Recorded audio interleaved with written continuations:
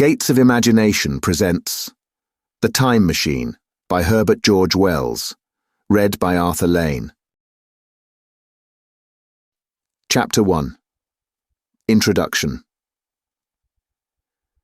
The time traveller, for so it will be convenient to speak of him, was expounding a recondite matter to us. His pale grey eyes shone and twinkled, and his usually pale face was flushed and animated. The fire burnt brightly, and the soft radiance of the incandescent lights in the lilies of silver caught the bubbles that flashed and passed in our glasses. Our chairs, being his patents, embraced and caressed us rather than submitted to be sat upon, and there was that luxurious after-dinner atmosphere when thought runs gracefully free of the trammels of precision. And he put it to us in this way, marking the points with a lean forefinger, as we sat and lazily admired his earnestness over this new paradox, as we thought it, and his fecundity. You must follow me carefully. I shall have to controvert one or two ideas that are almost universally accepted. The geometry, for instance, they taught you at school is founded on a misconception.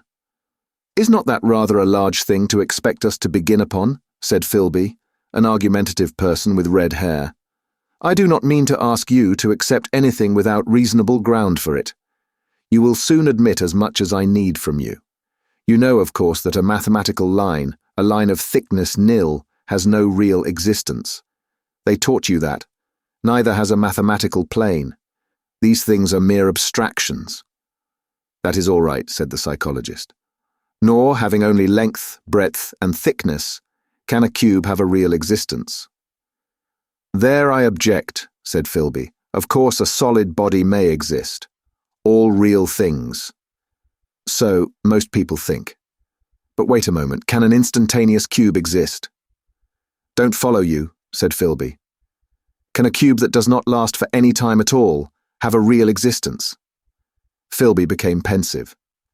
Clearly, the time traveller proceeded, any real body must have extension in 4 directions. It must have length, breadth, thickness, and duration. But through a natural infirmity of the flesh, which I will explain to you in a moment, we incline to overlook this fact. There are really 4 dimensions, 3 which we call the 3 planes of space, and a 4th, time. There is, however, a tendency to draw an unreal distinction between the former 3 dimensions and the latter, because it happens that our consciousness moves intermittently in one direction along the latter from the beginning to the end of our lives. That, said a very young man, making spasmodic efforts to relight his cigar over the lamp. That, very clear indeed. Now, it is very remarkable that this is so extensively overlooked, continued the time traveller, with a slight accession of cheerfulness. Really, this is what is meant by the 4th dimension, though some people who talk about the 4th dimension do not know they mean it. It is only another way of looking at time. There is no difference between time and any of the 3 dimensions of space, except that our consciousness moves along it. But some foolish people have got hold of the wrong side of that idea. You have all heard what they have to say about this 4th dimension. I have not, said the provincial mayor. It is simply this, that space, as our mathematicians have it, is spoken of as having 3 dimensions, which one may call length, breadth, and thickness, and is always definable by reference to 3 planes, each at right angles to the others. But some philosophical people have been asking why 3 dimensions particularly? Why not another direction at right angles to the other 3? And have even tried to construct a 4-dimensional geometry. Professor Simon Newcomb was expounding this to the New York Mathematical Society only a month or so ago. You know how on a flat surface, which has only 2 dimensions, we can represent a figure of a 3-dimensional solid. And similarly, they think that by models of 3 dimensions they could represent one of 4, if they could master the perspective of the thing. See. I think so, murmured the provincial mayor. And knitting his brows, he lapsed into an introspective state, his lips moving as one who repeats mystic words. Yes, I think I see it now, he said after some time, brightening in a quite transitory manner. Well, I do not mind telling you I've been at work upon this geometry of 4 dimensions for some time. Some of my results are curious. For instance, here is a portrait of a man at 8 years old, another at 15, another at 17, another at 23, and so on. All these are evidently sections, as it were, 3-dimensional representations of his 4-dimension being, which is a fixed and unalterable thing. Scientific people, proceeded the time traveller, after the pause required for the proper assimilation of this, know very well that time is only a kind of space. Here is a popular scientific diagram, a weather record. This line I traced with my finger shows the movement of the barometer. Yesterday it was so high. Yesterday night it fell. Then this morning it rose again, and so gently upward to here. Surely the mercury did not trace this line in any of the dimensions of space generally recognized? But certainly it traced such a line, and that line, therefore, we must conclude, was along the time dimension. But, said the medical man, staring hard at a coal in the fire, if time is really only a 4th dimension of space, why is it, and why has it always been, regarded as something different?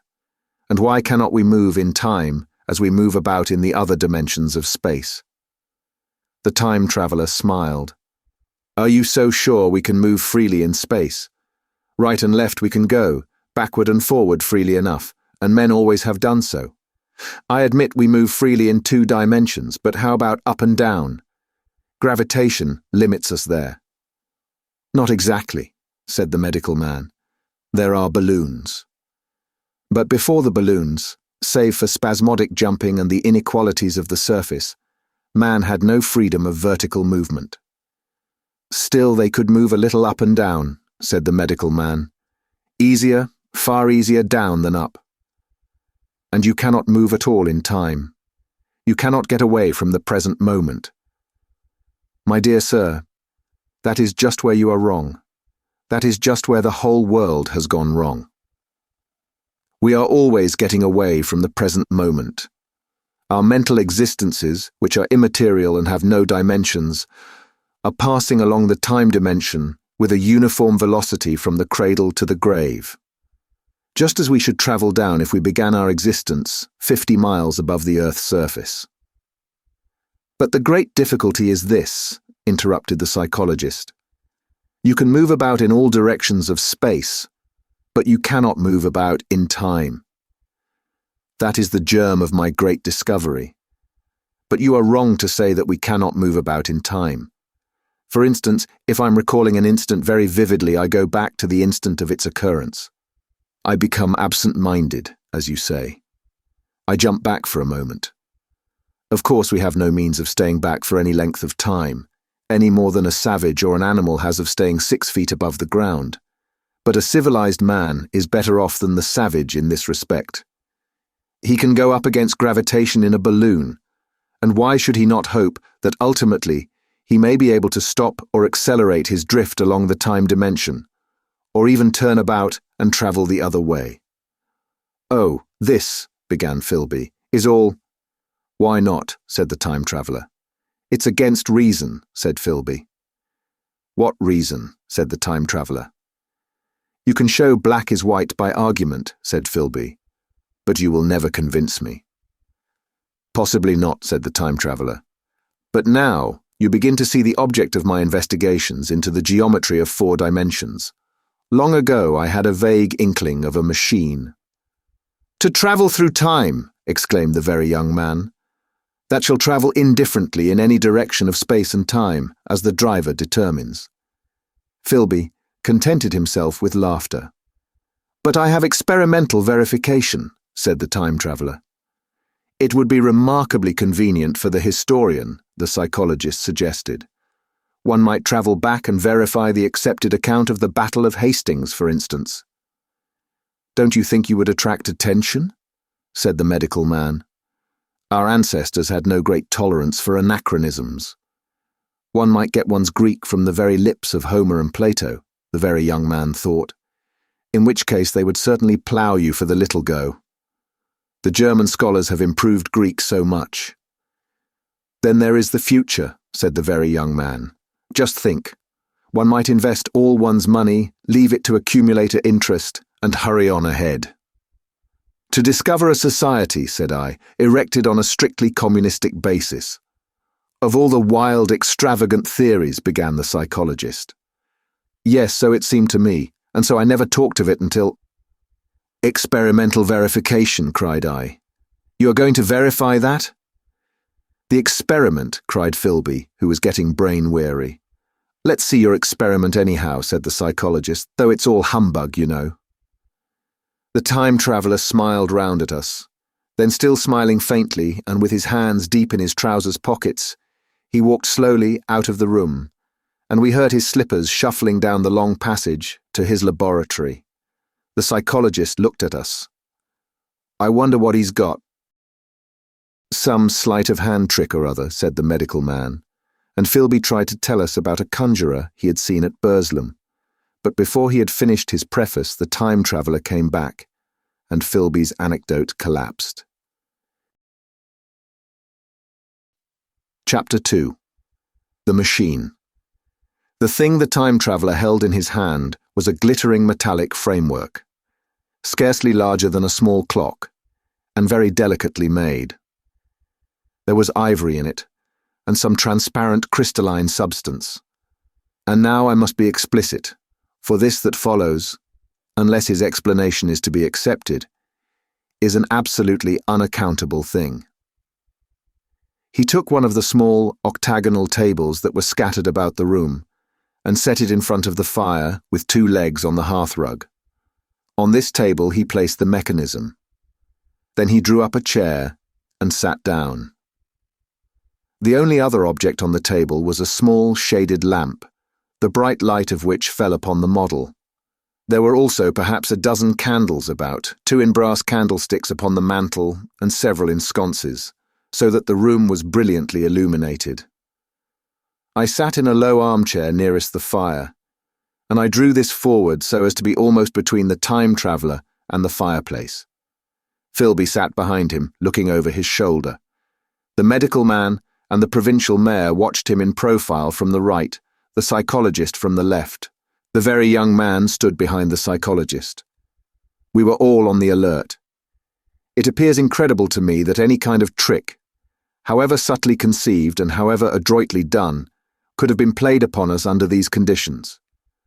The time-traveller looked at us and then at the mechanism. Well, said the psychologist. This little affair, said the time-traveller, resting his elbows upon the table and pressing his hands together above the apparatus, is only a model. It is my plan for a machine to travel through time. You will notice that it looks singularly askew, and that there is an odd twinkling appearance about this bar, as though it was in some way unreal. He pointed to the part with his finger. Also, here is one little white lever, and here is another. The medical man got up out of his chair and peered into the thing. It's beautifully made, he said. It took 2 years to make, retorted the time-traveller. Then, when we had all imitated the action of the medical man, he said, Now I want you clearly to understand that this lever, being pressed over, sends the machine gliding into the future, and this other reverses the motion. This saddle represents the seat of a time-traveller. Presently, I am going to press the lever, and off the machine will go. It will vanish, pass into future time, and disappear. Have a good look at the thing. Look at the table, too, and satisfy yourselves there is no trickery. I don't want to waste this model, and then be told I'm a quack. There was a minute's pause, perhaps. The psychologist seemed about to speak to me, but changed his mind. Then the time-traveller put forth his finger towards the lever. No, he said suddenly. Lend me your hand. And turning to the psychologist, he took that individual's hand in his own and told him to put out his forefinger, so that it was the psychologist himself who sent forth the model time machine on its interminable voyage. We all saw the lever turn. I'm absolutely certain there was no trickery. There was a breath of wind, and the lamp flame jumped. One of the candles on the mantel was blown out, and the little machine suddenly swung round, became indistinct, was seen as a ghost for a second perhaps, as an eddy of faintly glittering brass and ivory, and it was gone. Vanished. Save for the lamp, the table was bare. Everyone was silent for a minute, then Philby said he was damned. The psychologist recovered from his stupor and suddenly looked under the table. At that, the time traveller laughed cheerfully.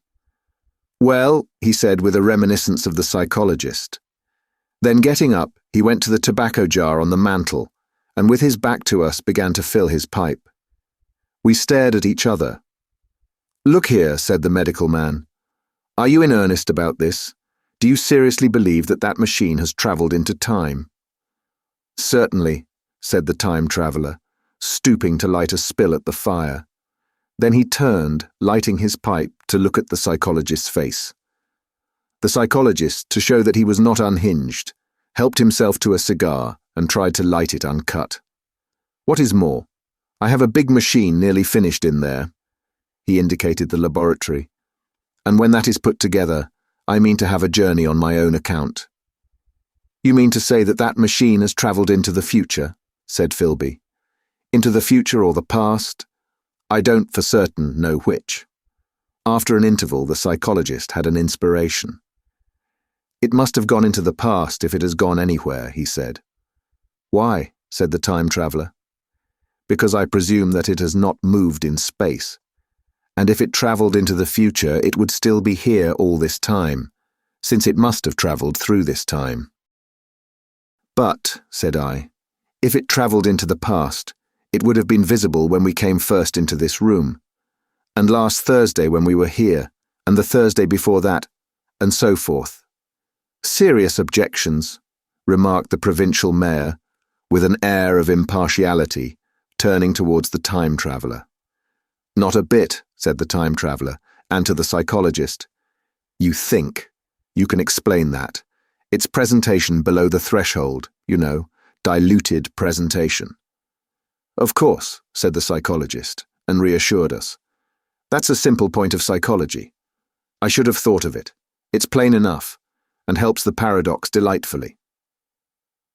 We cannot see it, nor can we appreciate this machine, any more than we can the spoke of a wheel spinning, or a bullet flying through the air.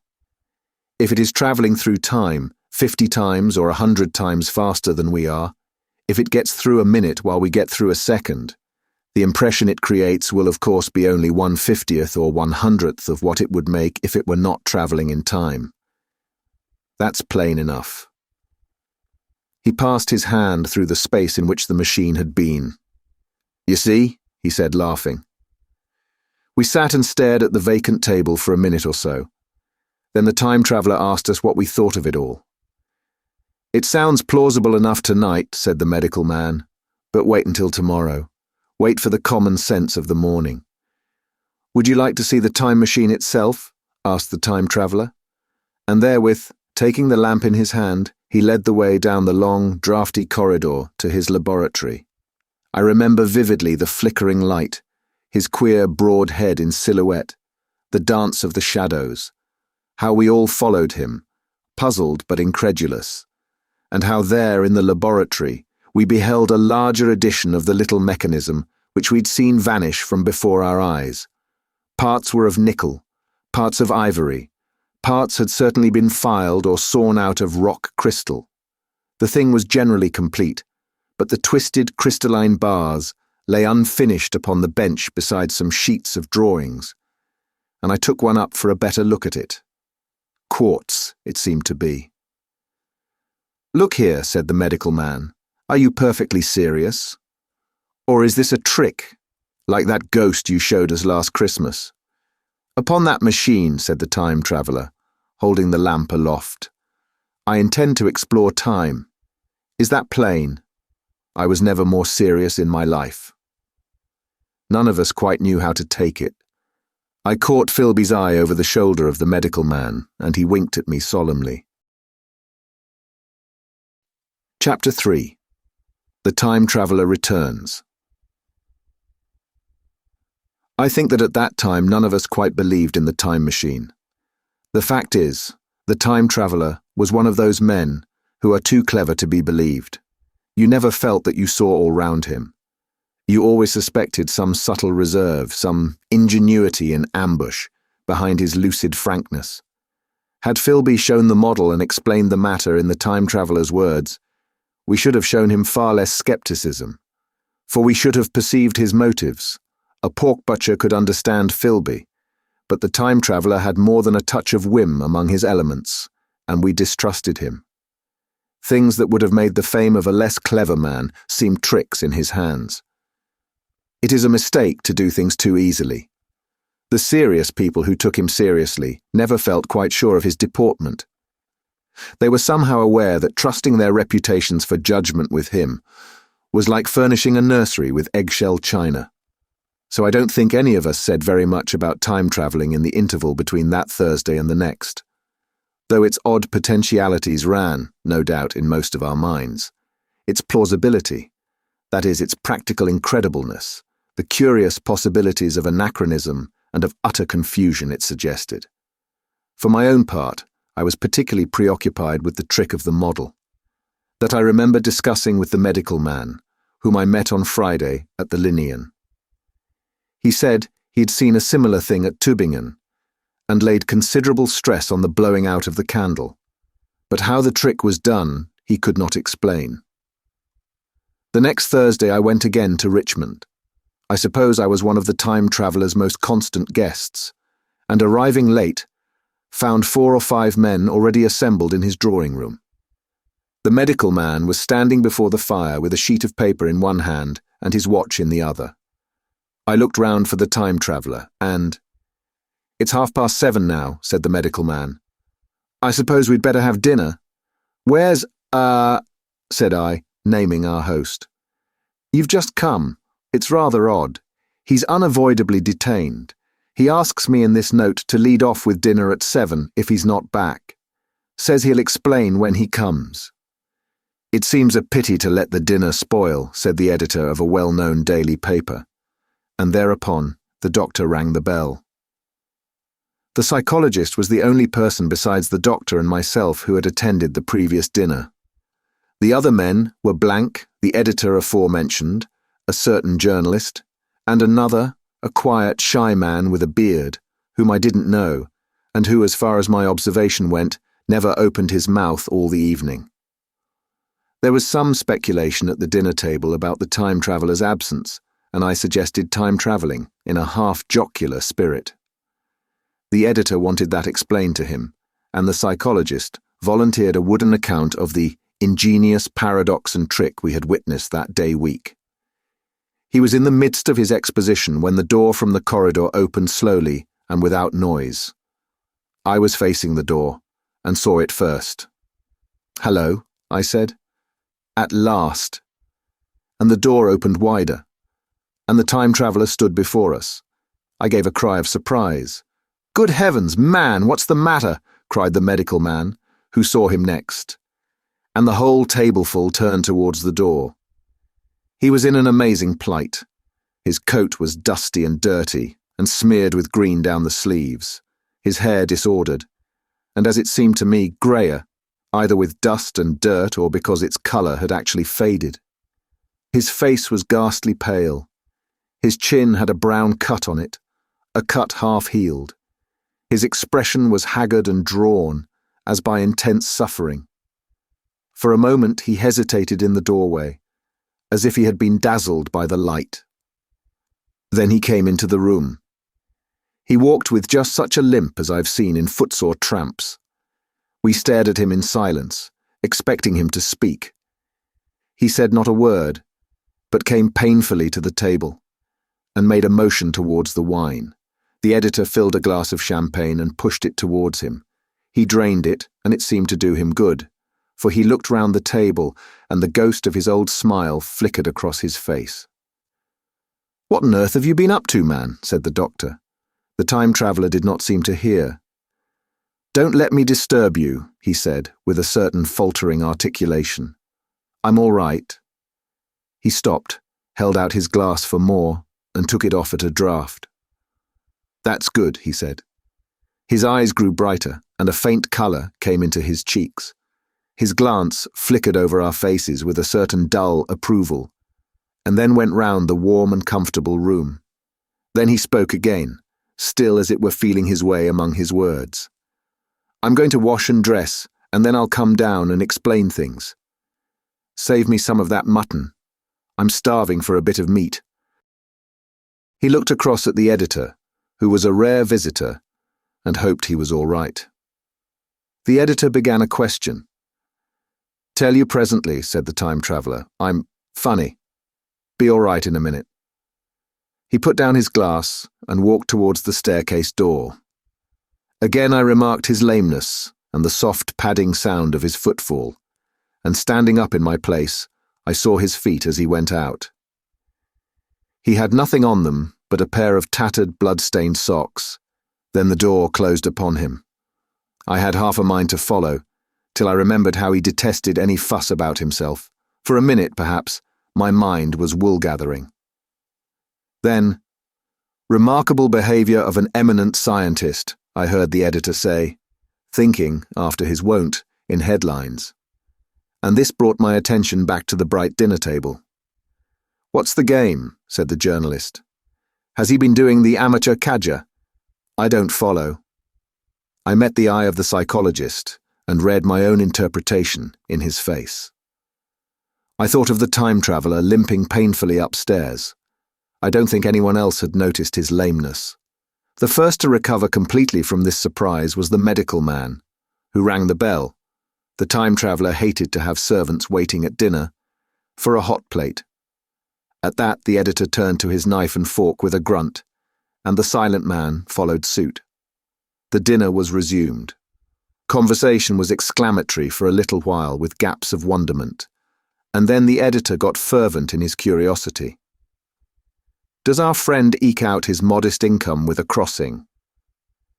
Or has he his Nebuchadnezzar phases?" he inquired. "I feel assured it's this business of the time machine," I said, and took up the psychologist's account of our previous meeting. The new guests were frankly incredulous.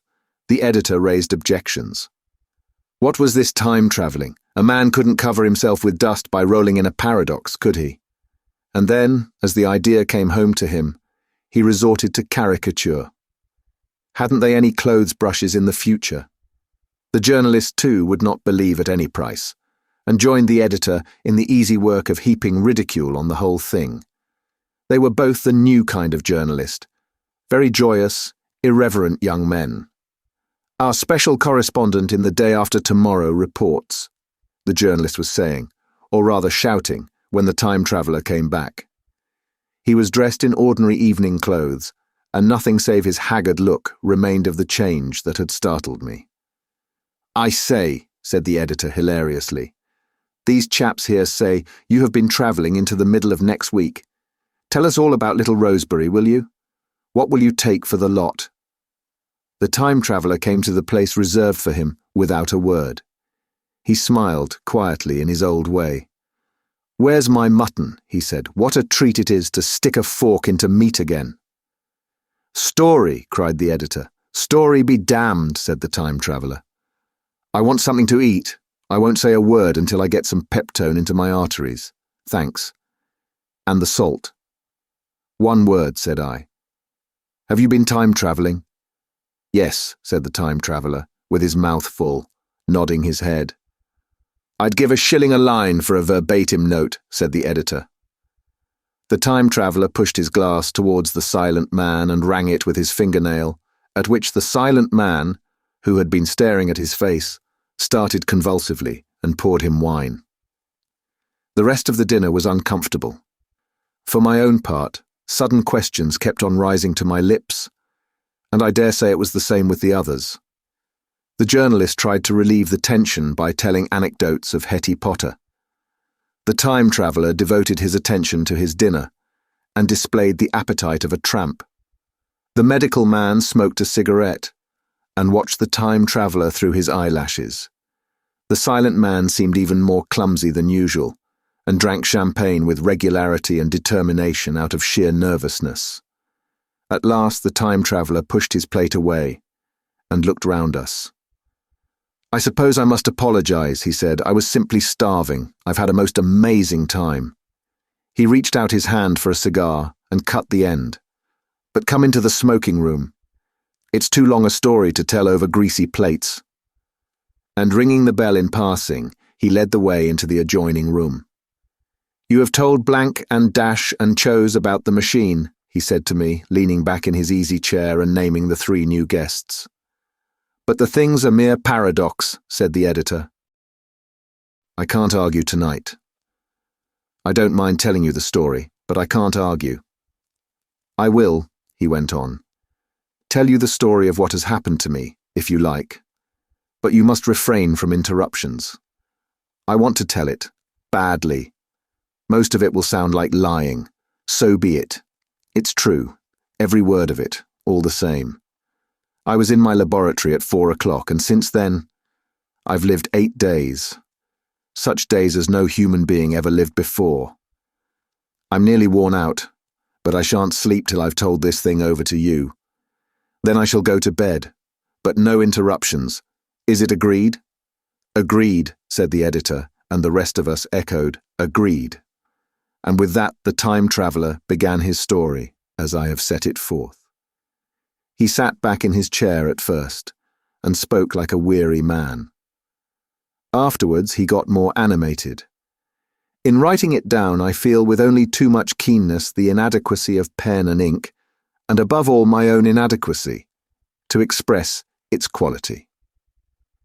You read, I will suppose, attentively enough, but you cannot see the speaker's white, sincere face in the bright circle of the little lamp, nor hear the intonation of his voice. You cannot know how his expression followed the turns of his story. Most of us hearers were in shadow, for the candles in the smoking room had not been lighted, and only the face of the journalist and the legs of the silent man from the knees downward were illuminated. At first we glanced now and again at each other. After a time, we ceased to do that, and looked only at the time traveller's face. Chapter 4. Time Travelling. I told some of you last Thursday of the principles of the time machine, and showed you the actual thing itself, incomplete in the workshop. There it is now, a little travel-worn truly, and one of the ivory bars is cracked, and a brass rail bent, but the rest of it's sound enough. I expected to finish it on Friday, but on Friday when the putting together was nearly done, I found that one of the nickel bars was exactly 1 inch too short, and this I had to get remade, so that the thing was not complete until this morning. It was at 10 o'clock today that the first of all time machines began its career. I gave it a last tap, tried all the screws again, put one more drop of oil on the quartz rod, and sat myself in the saddle. I suppose a suicide who holds a pistol to his skull feels much the same wonder at what will come next as I felt then. I took the starting lever in one hand and the stopping one in the other, pressed the first and almost immediately the second. I seemed to reel. I felt a nightmare sensation of falling, and looking round, I saw the laboratory exactly as before. Had anything happened? For a moment I suspected that my intellect had tricked me. Then I noted the clock. A moment before, as it seemed, it had stood at a minute or so past 10.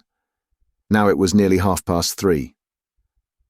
I drew a breath, set my teeth, gripped the starting lever with both hands, and went off with a thud. The laboratory got hazy and went dark. Mrs. Watchett came in and walked, apparently without seeing me, towards the garden door. I suppose it took her a minute or so to traverse the place, but to me she seemed to shoot across the room like a rocket. I pressed the lever over to its extreme position. The night came like the turning out of a lamp, and in another moment came tomorrow. The laboratory grew faint and hazy, then fainter and ever fainter. Tomorrow night came black, then day again, night again, day again, faster and faster still. An eddying murmur filled my ears, and a strange, dumb confusedness descended on my mind. I'm afraid I cannot convey the peculiar sensations of time travelling.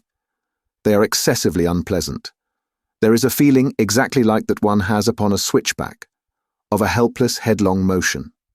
I felt the same horrible anticipation, too, of an imminent smash. As I put on pace, night followed day like the flapping of a black wing. The dim suggestion of the laboratory seemed presently to fall away from me, and I saw the sun hopping swiftly across the sky, leaping it every minute, and every minute marking a day. I suppose the laboratory had been destroyed, and I had come into the open air. I had a dim impression of scaffolding, but I was already going too fast to be conscious of any moving things. The slowest snail that ever crawled dashed by too fast for me. The twinkling succession of darkness and light was excessively painful to the eye. Then, in the intermittent darknesses, I saw the moon spinning swiftly through her quarters, from new to full, and had a faint glimpse of the circling stars. Presently, as I went on, still gaining velocity, the palpitation of night and day merged into one continuous greyness. The sky took on a wonderful deepness of blue, a splendid luminous colour like that of early twilight. The jerking sun became a streak of fire, a brilliant arch in space. The moon a fainter fluctuating band, and I could see nothing of the stars, save now and then a brighter circle flickering in the blue. The landscape was misty and vague. I was still on the hillside upon which this house now stands, and the shoulder rose above me grey and dim. I saw trees growing and changing like puffs of vapour, now brown, now green. They grew, spread, shivered, and passed away. I saw huge buildings rise up faint and fair and pass like dreams. The whole surface of the earth seemed changed, melting and flowing under my eyes. The little hands upon the dials that registered my speed raced round faster and faster. Presently I noted that the sunbelt swayed up and down, from solstice to solstice, in a minute or less, and that consequently my pace was over a year, a minute. And minute by minute the white snow flashed across the world and vanished, and was followed by the bright, brief green of spring. The unpleasant sensations of the start were less poignant now. They merged at last into a kind of hysterical exhilaration. I remarked indeed a clumsy swaying of the machine, for which I was unable to account, but my mind was too confused to attend to it. So with a kind of madness growing upon me, I flung myself into futurity. At first I scarce thought of stopping, scarce thought of anything but these new sensations. But presently, a fresh series of impressions grew up in my mind, a certain curiosity and therewith a certain dread, until at last they took complete possession of me. What strange developments of humanity, what wonderful advances upon our rudimentary civilization, I thought, might not appear when I came to look nearly into the dim, elusive world that raced and fluctuated before my eyes. I saw great and splendid architecture rising about me, more massive than any buildings of our own time, and yet, as it seemed, built of glimmer and mist. I saw a richer green flow up the hillside, and remain there without any wintry intermission. Even through the veil of my confusion the earth seemed very fair, and so my mind came round to the business of stopping. The peculiar risk lay in the possibility of my finding some substance in the space which I, or the machine, occupied. So long as I travelled at a high velocity through time, this scarcely mattered. I was, so to speak, attenuated, was slipping like a vapour through the interstices of intervening substances. But to come to a stop involved the jamming of myself, molecule by molecule, into whatever lay in my way, meant bringing my atoms into such intimate contact with those of the obstacle that a profound chemical reaction, possibly a far-reaching explosion, would result and blow myself and my apparatus out of all possible dimensions into the unknown. This possibility had occurred to me again and again while I was making the machine, but then I had cheerfully accepted it as an unavoidable risk, one of the risks a man has got to take. Now the risk was inevitable. I no longer saw it in the same cheerful light. The fact is that, insensibly, the absolute strangeness of everything, The sickly jarring and swaying of the machine, above all, the feeling of prolonged falling, had absolutely upset my nerves. I told myself that I could never stop, and with a gust of petulance I resolved to stop forthwith. Like an impatient fool, I lugged over the lever, and incontinently the thing went reeling over, and I was flung headlong through the air. There was the sound of a clap of thunder in my ears. I may have been stunned for a moment. A pitiless hail was hissing round me, and I was sitting on soft turf in front of the overset machine. Everything still seemed grey, but presently I remarked that the confusion in my ears was gone. I looked round me. I was on what seemed to be a little lawn in a garden, surrounded by rhododendron bushes, and I noticed that their mauve and purple blossoms were dropping in a shower under the beating of the hailstones. The rebounding, dancing hail hung in a little cloud over the machine and drove along the ground like smoke. In a moment, I was wet to the skin. "Fine hospitality," said I, "to a man who has travelled innumerable years to see you." Presently I thought what a fool I was to get wet. I stood up and looked round me. A colossal figure, carved apparently in some white stone, loomed indistinctly beyond the rhododendrons, through the hazy downpour, but all else of the world was invisible. My sensations would be hard to describe. As the columns of hail grew thinner, I saw the white figure more distinctly. It was very large, for a silver birch tree touched its shoulder. It was of white marble, in shape something like a winged sphinx, but the wings, instead of being carried vertically at the sides, were spread so that it seemed to hover. The pedestal, it appeared to me, was of bronze, and was thick with verdigris. It chanced that the face was towards me. The sightless eyes seemed to watch me. There was the faint shadow of a smile on the lips. It was greatly weather-worn, and that imparted an unpleasant suggestion of disease. I stood looking at it for a little space, half a minute perhaps, or half an hour. It seemed to advance and to recede as the hail drove before it, denser or thinner. At last I tore my eyes from it for a moment, and saw that the hail curtain had worn threadbare, and that the sky was lightening with the promise of the sun. I looked up again at the crouching white shape, and the full temerity of my voyage came suddenly upon me. What might appear when that hazy curtain was altogether withdrawn? What might not have happened to men? What if cruelty had grown into a common passion? What if in this interval the race had lost its manliness and had developed into something inhuman, unsympathetic, and overwhelmingly powerful? I might seem some old-world savage animal, only the more dreadful and disgusting for our common likeness, a foul creature to be incontinently slain. Already I saw other vast shapes, huge buildings with intricate parapets and tall columns, with a wooded hillside dimly creeping in upon me through the lessening storm.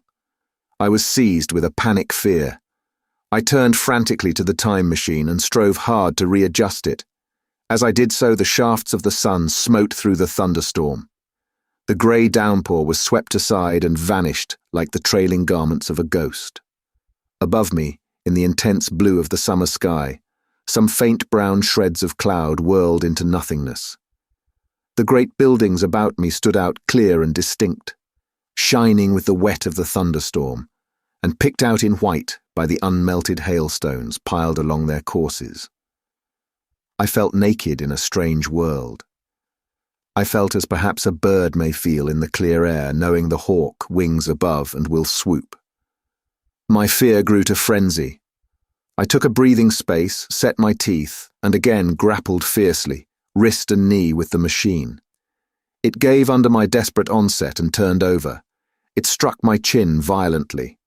One hand on the saddle, the other on the lever, I stood panting heavily, in attitude to mount again. But with this recovery of a prompt retreat, my courage recovered. I looked more curiously and less fearfully at this world of the remote future.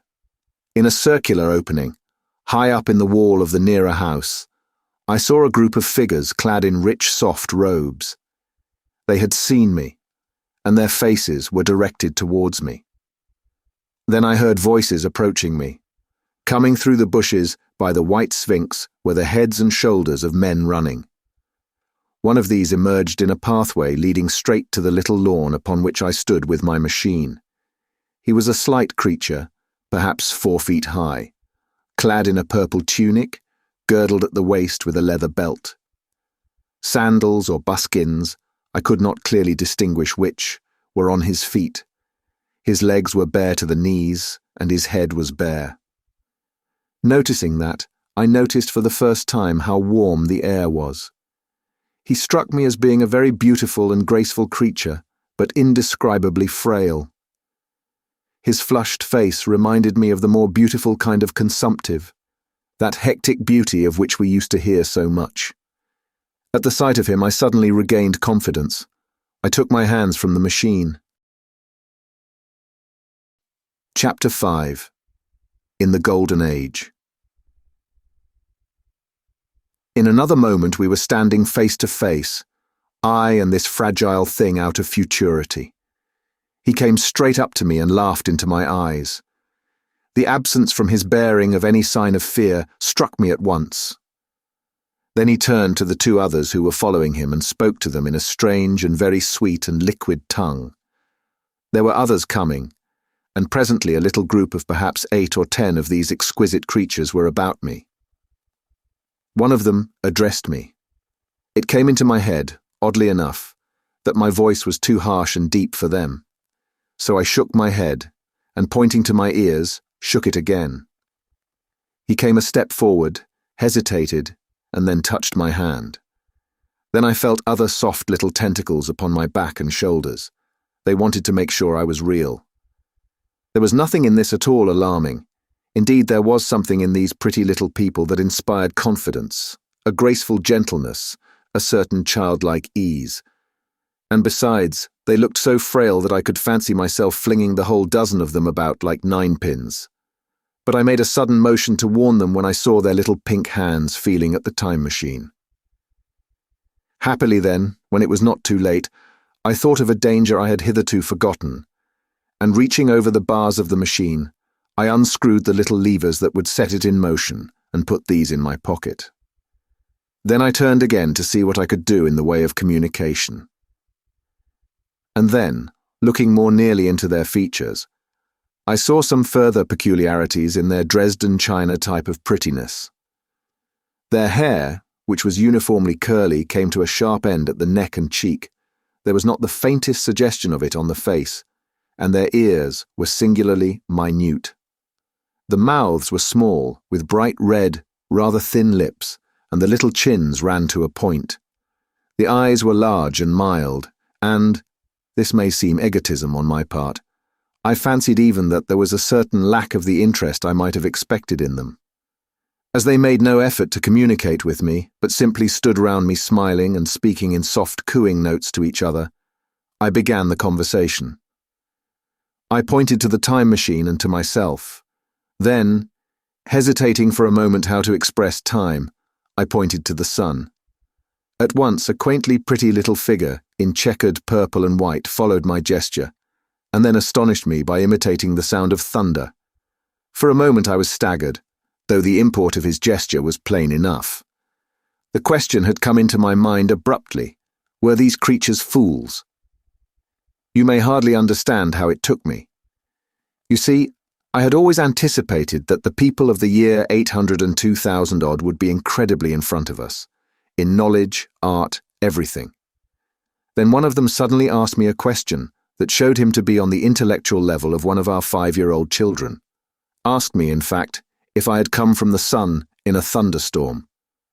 It let loose the judgment I had suspended upon their clothes, their frail light limbs and fragile features. A flow of disappointment rushed across my mind. For a moment I felt that I had built the time machine in vain. I nodded, pointed to the sun, and gave them such a vivid rendering of a thunderclap as startled them. They all withdrew a pace or so and bowed. Then came one laughing towards me, carrying a chain of beautiful flowers altogether new to me, and put it about my neck. The idea was received with melodious applause, and presently they were all running to and fro for flowers, and laughingly flinging them upon me until I was almost smothered with blossom. You who have never seen the like can scarcely imagine what delicate and wonderful flowers countless years of culture had created. Then someone suggested that their playthings should be exhibited in the nearest building, and so I was led past the Sphinx of white marble, which had seemed to watch me all the while with a smile at my astonishment, towards a vast grey edifice of fretted stone. As I went with them, the memory of my confident anticipations of a profoundly grave and intellectual posterity came, with irresistible merriment, to my mind. The building had a huge entry, and was altogether of colossal dimensions. I was naturally most occupied with the growing crowd of little people, and with the big open portals that yawned before me, shadowy and mysterious. My general impression of the world I saw over their heads was a tangled waste of beautiful bushes and flowers, a long neglected and yet weedless garden. I saw a number of tall spikes of strange white flowers, measuring a foot perhaps across the spread of the waxen petals. They grew scattered, as if wild, among the variegated shrubs, but as I say, I did not examine them closely at this time. The time machine was left deserted on the turf among the rhododendrons. The arch of the doorway was richly carved, but naturally I did not observe the carving very narrowly, though I fancied I saw suggestions of old Phoenician decorations as I passed through, and it struck me that they were very badly broken and weather-worn. Several more brightly clad people met me in the doorway, and so we entered. I, dressed in dingy 19th-century garments, looking grotesque enough, garlanded with flowers, and surrounded by an eddying mass of bright, soft-coloured robes and shining white limbs, in a melodious whirl of laughter and laughing speech. The big doorway opened into a proportionately great hall hung with brown. The roof was in shadow, and the windows, partially glazed with coloured glass and partially unglazed, admitted a tempered light. The floor was made up of huge blocks of some very hard white metal, not plates nor slabs, blocks, and it was so much worn, as I judged by the going to and fro of past generations, as to be deeply channeled along the more frequented ways. Transverse to the length were innumerable tables made of slabs of polished stone, raised, perhaps, a foot from the floor, and upon these were heaps of fruits. Some I recognized as a kind of hypertrophied raspberry and orange, but for the most part they were strange. Between the tables was scattered a great number of cushions. Upon these my conductors seated themselves, signing for me to do likewise. With a pretty absence of ceremony, they began to eat the fruit with their hands, flinging peel and stalks and so forth into the round openings in the sides of the tables. I was not loath to follow their example, for I felt thirsty and hungry. As I did so, I surveyed the hall at my leisure, and perhaps the thing that struck me most was its dilapidated look. The stained glass windows, which displayed only a geometrical pattern, were broken in many places, and the curtains that hung across the lower end were thick with dust. And it caught my eye that the corner of the marble table near me was fractured. Nevertheless, the general effect was extremely rich and picturesque. There were perhaps a couple of hundred people dining in the hall, and most of them, seated as near to me as they could come, were watching me with interest, their little eyes shining over the fruit they were eating. All were clad in the same soft and yet strong, silky material. Fruit, by the by, was all their diet. These people of the remote future were strict vegetarians, and while I was with them, in spite of some carnal cravings, I had to be frugivorous also. Indeed, I found afterwards that horses, cattle, sheep, dogs had followed the ichthyosaurus into extinction. But the fruits were very delightful, one in particular that seemed to be in season all the time I was there. A flowery thing in a three-sided husk was especially good, and I made it my staple. At first I was puzzled by all these strange fruits, and by the strange flowers I saw, but later I began to perceive their import. However, I am telling you of my fruit dinner in the distant future now. So soon as my appetite was a little checked, I determined to make a resolute attempt to learn the speech of these new men of mine. Clearly that was the next thing to do. The fruit seemed a convenient thing to begin upon, and holding one of these up, I began a series of interrogative sounds and gestures. I had some considerable difficulty in conveying my meaning. At first my efforts met with a stare of surprise or inextinguishable laughter, but presently a fair-haired little creature seemed to grasp my intention and repeated a name. They had to chatter and explain the business at great length to each other, and my first attempts to make the exquisite little sounds of their language caused an immense amount of genuine, if uncivil, amusement. However, I felt like a schoolmaster amidst children, and persisted. And presently I had a score of noun substantives, at least at my command, and then I got to demonstrative pronouns, and even the verb to eat.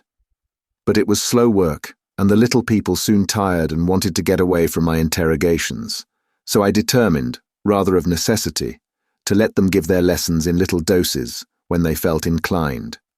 And very little doses I found they were before long, for I never met people more indolent or more easily fatigued. Chapter 6. The Sunset of Mankind. A queer thing I soon discovered about my little hosts, and that was their lack of interest. They would come to me with eager cries of astonishment like children, but like children, they would soon stop examining me and wander away after some other toy. The dinner and my conversational beginnings ended, I noted for the first time that almost all those who had surrounded me at first were gone.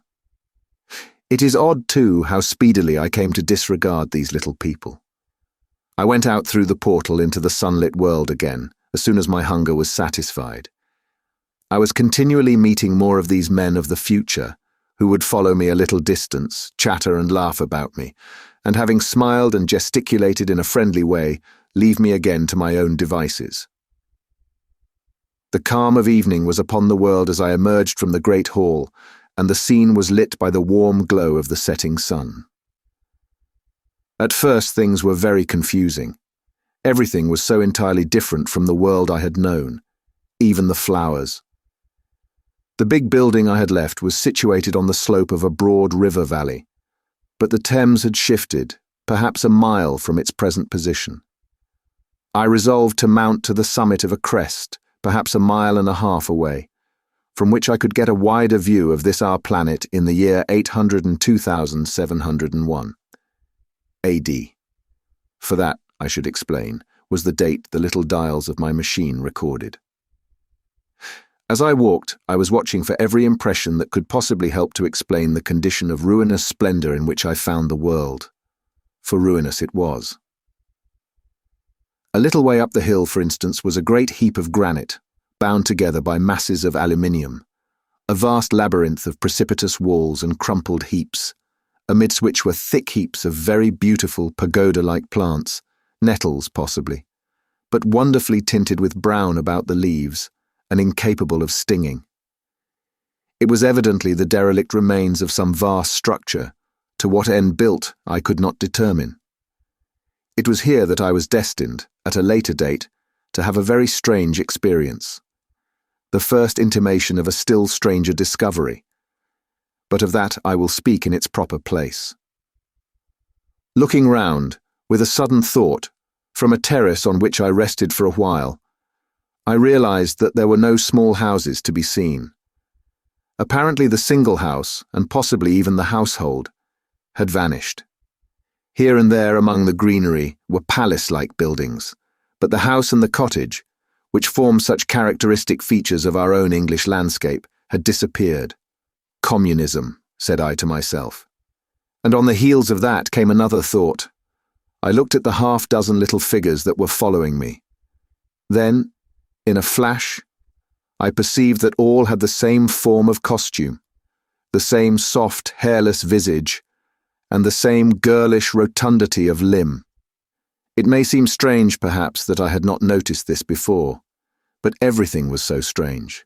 Now I saw the fact plainly enough, in costume, and in all the differences of texture and bearing that now mark off the sexes from each other. These people of the future were alike, and the children seemed to my eyes to be but the miniatures of their parents. I judged then that the children of that time were extremely precocious, physically at least, and I found afterwards abundant verification of my opinion. Seeing the ease and security in which these people were living, I felt that this close resemblance of the sexes was after all what one would expect. For the strength of a man and the softness of a woman, the institution of the family, and the differentiation of occupations are mere militant necessities of an age of physical force. Where population is balanced and abundant, much childbearing becomes an evil rather than a blessing to the state. Where violence comes but rarely, and offspring are secure, there is less necessity, indeed there is no necessity, for an efficient family, and the specialization of the sexes with reference to their children's needs disappears. We see some beginnings of this even in our own time. And in this future age, it was complete. This, I must remind you, was my speculation at the time. Later I was to appreciate how far it fell short of the reality. While I was musing upon these things, my attention was attracted by a pretty little structure, like a well under a cupola. I thought in a transitory way of the oddness of wells still existing, and then resumed the thread of my speculations. There were no large buildings towards the top of the hill, and as my walking powers were evidently miraculous, I was presently left alone for the first time. With a strange sense of freedom and adventure, I pushed on up to the crest. There I found a seat of some yellow metal that I did not recognize, corroded in places with a kind of pinkish rust, and half smothered in soft moss. The armrests cast and filed into the resemblance of griffins' heads. I sat down on it, and I surveyed the broad view of our old world under the sunset of that long day. It was as sweet and fair a view as I've ever seen. The sun had already gone below the horizon, and the west was flaming gold, touched with some horizontal bars of purple and crimson. Below was the valley of the Thames, in which the river lay like a band of burnished steel. I have already spoken of the great palaces dotted about among the variegated greenery, some in ruins and some still occupied. Here and there rose a white or silvery figure in the waste garden of the earth. Here and there came the sharp vertical line of some cupola or obelisk. There were no hedges, no signs of proprietary rights, no evidences of agriculture. The whole earth had become a garden. So watching, I began to put my interpretation upon the things I had seen. And as it shaped itself to me that evening, my interpretation was something in this way. Afterwards I found I had got only a half-truth, or only a glimpse of one facet of the truth. It seemed to me that I had happened upon humanity upon the wane. The ruddy sunset set me thinking of the sunset of mankind. For the first time I began to realize an odd consequence of the social effort in which we are at present engaged. And yet, come to think, it is a logical consequence enough. Strength is the outcome of need. Security sets a premium on feebleness. The work of ameliorating the conditions of life, the true civilizing process that makes life more and more secure, had gone steadily on to a climax. One triumph of a united humanity over nature had followed another. Things that are now mere dreams had become projects deliberately put in hand and carried forward. And the harvest was what I saw. After all, the sanitation and the agriculture of today are still in the rudimentary stage. The science of our time has attacked but a little department of the field of human disease, but even so, it spreads its operations very steadily and persistently. Our agriculture and horticulture destroy a weed just here and there and cultivate perhaps a score or so of wholesome plants, leaving the greater number to fight out a balance as they can. We improve our favorite plants and animals, and how few they are, gradually by selective breeding. Now a new and better peach, now a seedless grape, now a sweeter and larger flower, now a more convenient breed of cattle. We improve them gradually because our ideals are vague and tentative, and our knowledge is very limited, because nature too is shy and slow in our clumsy hands. Someday, all this will be better organized, and still better.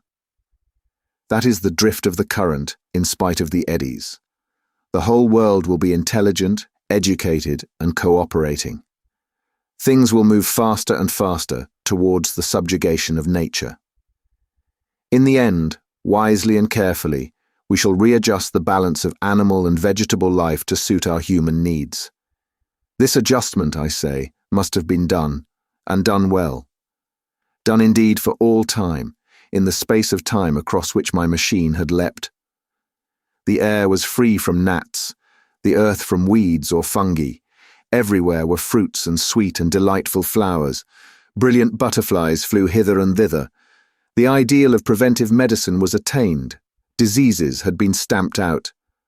I saw no evidence of any contagious diseases during all my stay.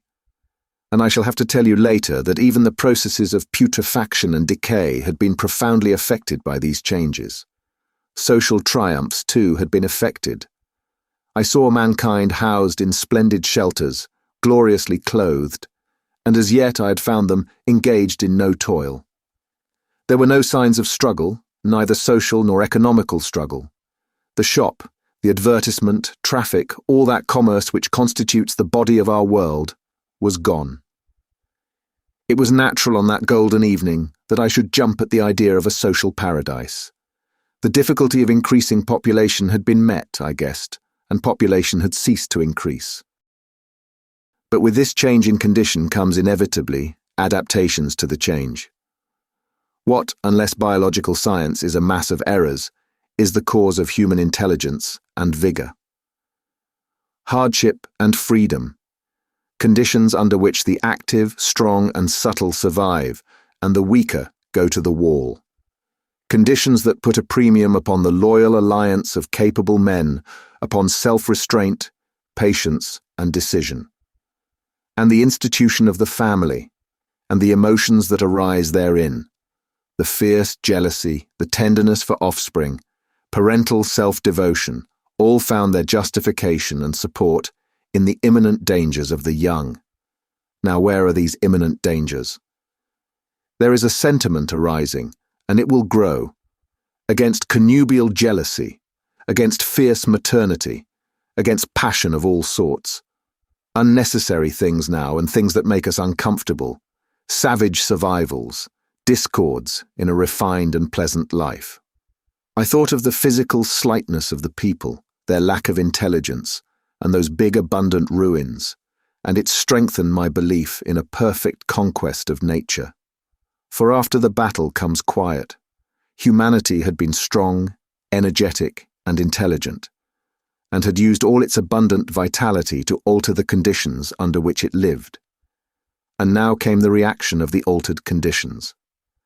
Under the new conditions of perfect comfort and security, that restless energy, that with us is strength, would become weakness. Even in our own time, certain tendencies and desires, once necessary to survival, are a constant source of failure. Physical courage and the love of battle, for instance, are no great help, may even be hindrances, to a civilized man.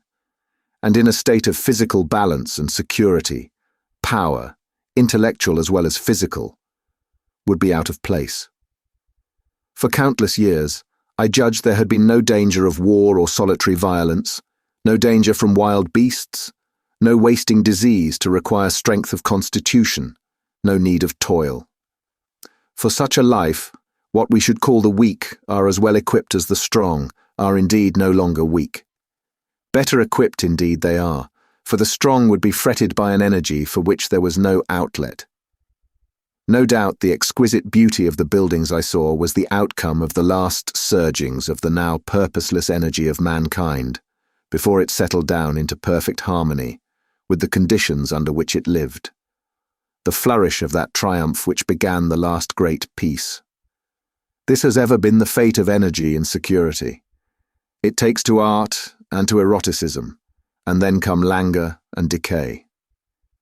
Even this artistic impetus would at last die away, had almost died in the time I saw, to adorn themselves with flowers, to dance, to sing in the sunlight. So much was left of the artistic spirit, and no more. Even that would fade in the end into a contented inactivity, We are kept keen on the grindstone of pain and necessity, and it seemed to me that here was that hateful grindstone, broken at last. As I stood there in the gathering dark, I thought that in this simple explanation I had mastered the problem of the world, mastered the whole secret of these delicious people. Possibly the checks they had devised for the increase of population had succeeded too well, and their numbers had rather diminished than kept stationary. That would account for the abandoned ruins. Very simple was my explanation, and plausible enough, as most wrong theories are. Chapter 7. A sudden shock.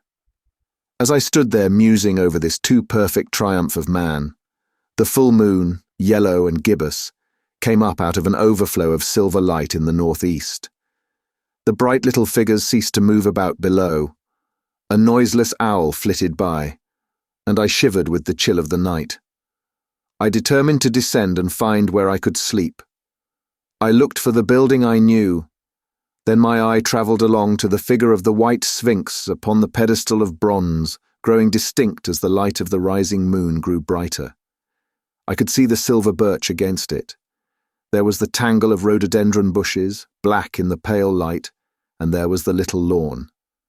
I looked at the lawn again. A queer doubt chilled my complacency. No, said I stoutly to myself, that was not the lawn.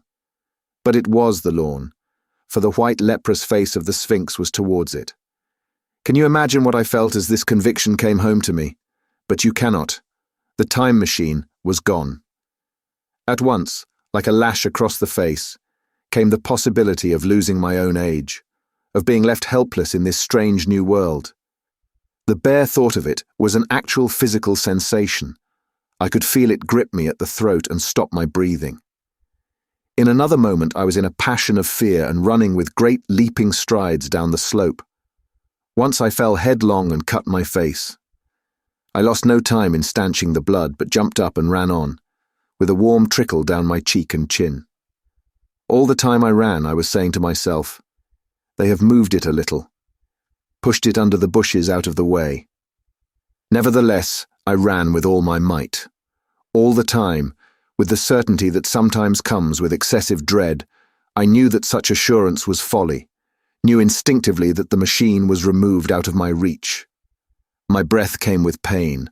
I suppose I covered the whole distance from the hill crest to the little lawn. 2 miles, perhaps, in 10 minutes. And I am not a young man. I cursed aloud as I ran, at my confident folly in leaving the machine, wasting good breath thereby. I cried aloud, and none answered. Not a creature seemed to be stirring in that moonlit world. When I reached the lawn, my worst fears were realized. Not a trace of the thing was to be seen. I felt faint and cold when I faced the empty space among the black tangle of bushes. I ran round it furiously, as if the thing might be hidden in a corner, and then stopped abruptly with my hands clutching my hair. Above me towered the Sphinx, upon the bronze pedestal, white, shining, leprous, in the light of the rising moon. It seemed to smile in mockery of my dismay.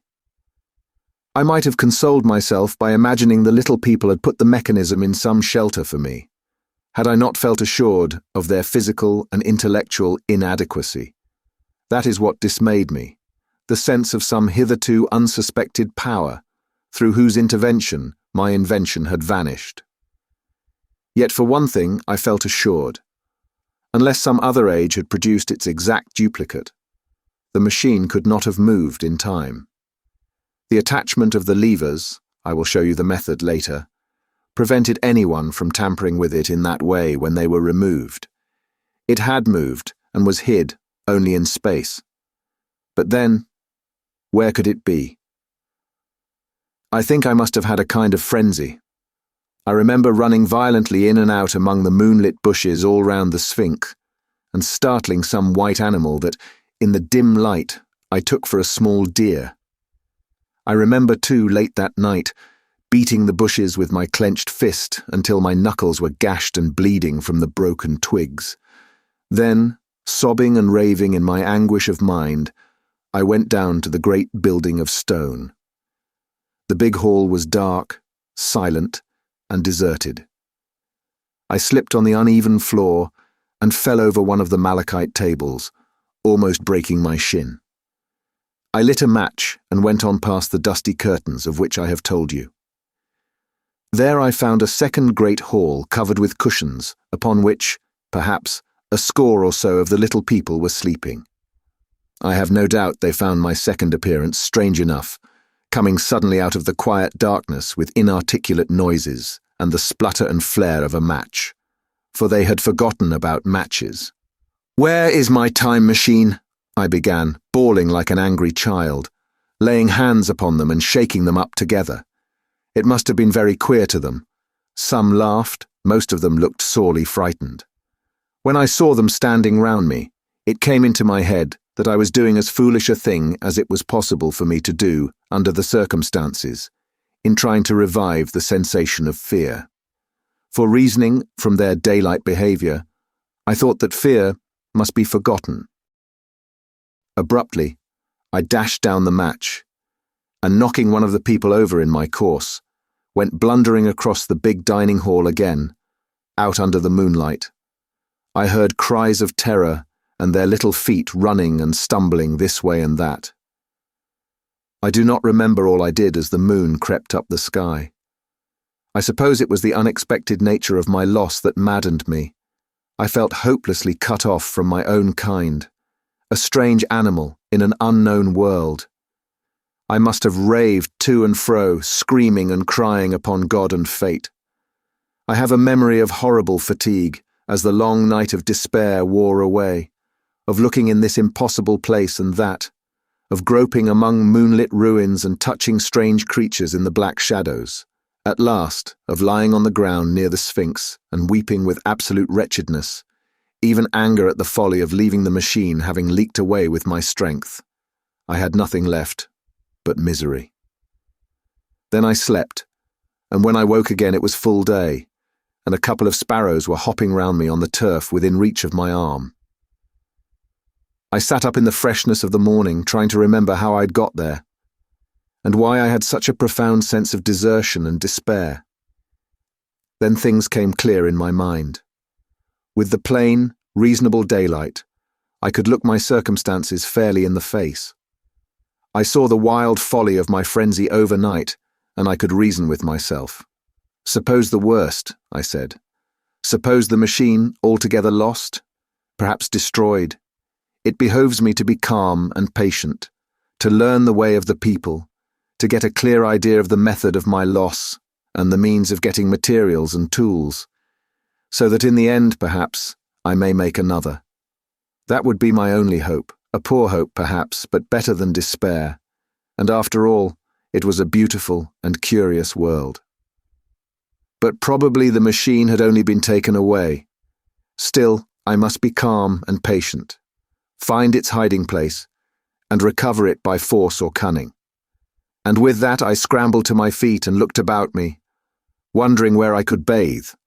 I felt weary, stiff, and travel-soiled. The freshness of the morning made me desire an equal freshness. I had exhausted my emotion. Indeed, as I went about my business, I found myself wondering at my intense excitement overnight.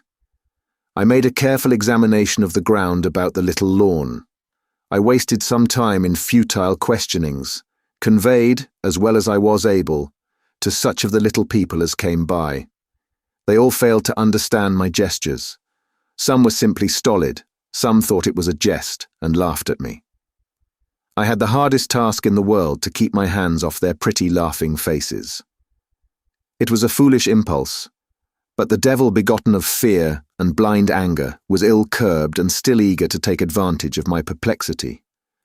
The turf gave better counsel. I found a groove ripped in it, about midway between the pedestal of the Sphinx and the marks of my feet where, on arrival, I had struggled with the overturned machine. There were other signs of removal about, with queer narrow footprints like those I could imagine made by a sloth. This directed my closer attention to the pedestal. It was, as I think I have said, of bronze. It was not a mere block, but highly decorated with deep-framed panels on either side. I went and rapped at these. The pedestal was hollow. Examining the panels with care, I found them discontinuous with the frames. There were no handles or keyholes, but possibly the panels, if they were doors, as I supposed, opened from within. One thing was clear enough to my mind. It took no very great mental effort to infer that my time machine was inside that pedestal. But how it got there was a different problem. I saw the heads of two orange-clad people coming through the bushes and under some blossom-covered apple trees towards me. I turned smiling to them and beckoned them to me. They came, and then, pointing to the bronze pedestal, I tried to intimate my wish to open it, but at my first gesture towards this they behaved very oddly. I don't know how to convey their expression to you. Suppose you were to use a grossly improper gesture to a delicate-minded woman. It is how she would look. They went off, as if they had received the last possible insult. I tried a sweet-looking little chap in white next, with exactly the same result. Somehow, his manner made me feel ashamed of myself. But as you know, I wanted the time machine, and I tried him once more. As he turned off like the others, my temper got the better of me. In 3 strides I was after him, had him by the loose part of his robe round the neck, and began dragging him towards the Sphinx. Then I saw the horror and repugnance of his face, and all of a sudden I let him go. But I was not beaten yet. I banged with my fist at the bronze panels. I thought I heard something stir inside. To be explicit, I thought I heard a sound like a chuckle, but I must have been mistaken. Then I got a big pebble from the river, and came and hammered till I had flattened a coil in the decorations, and the verdigris came off in powdery flakes. The delicate little people must have heard me hammering in gusty outbreaks a mile away on either hand, but nothing came of it. I saw a crowd of them upon the slopes, looking furtively at me. At last, hot and tired, I sat down to watch the place. But I was too restless to watch long. I am too occidental for a long vigil. I could work at a problem for years, but to wait inactive for 24 hours, that is another matter. I got up after a time and began walking aimlessly through the bushes towards the hill again. Patience, said I to myself. If you want your machine again, you must leave that Sphinx alone. If they mean to take your machine away, it's little good you're wrecking their bronze panels, and if they don't, you will get it back as soon as you can ask for it. To sit among all those unknown things before a puzzle like that is hopeless. That way lies monomania. Face this world. Learn its ways. Watch it. Be careful of too hasty guesses at its meaning. In the end, you will find clues to it all. Then suddenly, the humour of the situation came into my mind. The thought of the years I had spent in study and toil to get into the future age, and now my passion of anxiety to get out of it. I had made myself the most complicated and the most hopeless trap that ever a man devised. Although it was at my own expense, I could not help myself. I laughed aloud. Going through the big palace, it seemed to me that the little people avoided me. It may have been my fancy, or it may have had something to do with my hammering at the gates of bronze. Yet I felt tolerably sure of the avoidance. I was careful, however, to show no concern and to abstain from any pursuit of them, and in the course of a day or two things got back to the old footing. I made what progress I could in the language, and in addition, I pushed my explorations here and there. Either I missed some subtle point or their language was excessively simple, almost exclusively composed of concrete substantives and verbs. There seemed to be few, if any, abstract terms, or little use of figurative language. Their sentences were usually simple and of 2 words, and I failed to convey or understand any but the simplest propositions. I determined to put the thought of my time machine and the mystery of the bronze doors under the Sphinx as much as possible in a corner of memory, until my growing knowledge would lead me back to them in a natural way. Yet a certain feeling, you may understand, tethered me in a circle of a few miles round the point of my arrival. Chapter 8. Explanation. So far as I could see, all the world displayed the same exuberant richness as the Thames Valley. From every hill I climbed, I saw the same abundance of splendid buildings, endlessly varied in material and style, the same clustering thickets of evergreens, the same blossom-laden trees and tree ferns. Here and there, water shone like silver, and beyond, the land rose into blue undulating hills, and so faded into the serenity of the sky. A peculiar feature, which presently attracted my attention, was the presence of certain circular wells, several, as it seemed to me, of a very great depth. One lay by the path up the hill, which I had followed during my first walk. Like the others, it was rimmed with bronze, curiously wrought, and protected by a little cupola from the rain. Sitting by the side of these wells, and peering down into the shafted darkness, I could see no gleam of water, nor could I start any reflection with a lighted match. But in all of them, I heard a certain sound, a thud, thud, thud, like the beating of some big engine. And I discovered, from the flaring of my matches, that a steady current of air set down the shafts. Further, I threw a scrap of paper into the throat of one, and instead of fluttering slowly down, it was at once sucked swiftly out of sight. After a time, too, I came to connect these wells with tall towers standing here and there upon the slopes, for above them there was often just such a flicker in the air as one sees on a hot day above a sun-scorched beach.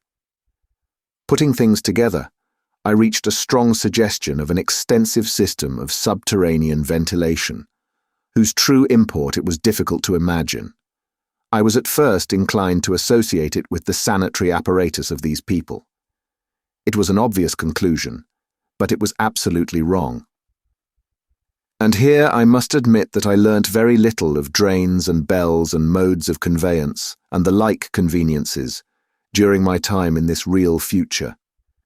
In some of these visions of utopias and coming times which I have read, there is a vast amount of detail about building and social arrangements and so forth. But while such details are easy enough to obtain when the whole world is contained in one's imagination, they are altogether inaccessible to a real traveller amid such realities as I found here.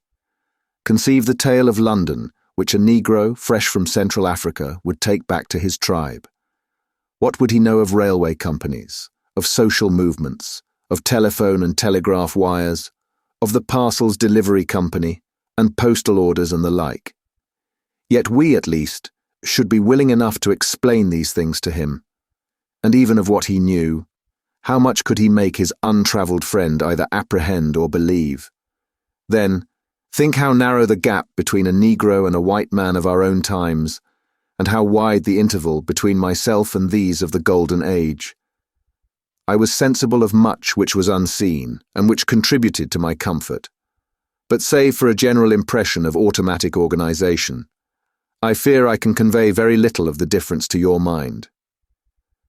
In the matter of sepulture, for instance, I could see no signs of crematoria nor anything suggestive of tombs, but it occurred to me that possibly there might be cemeteries, or crematoria, somewhere beyond the range of my explorings.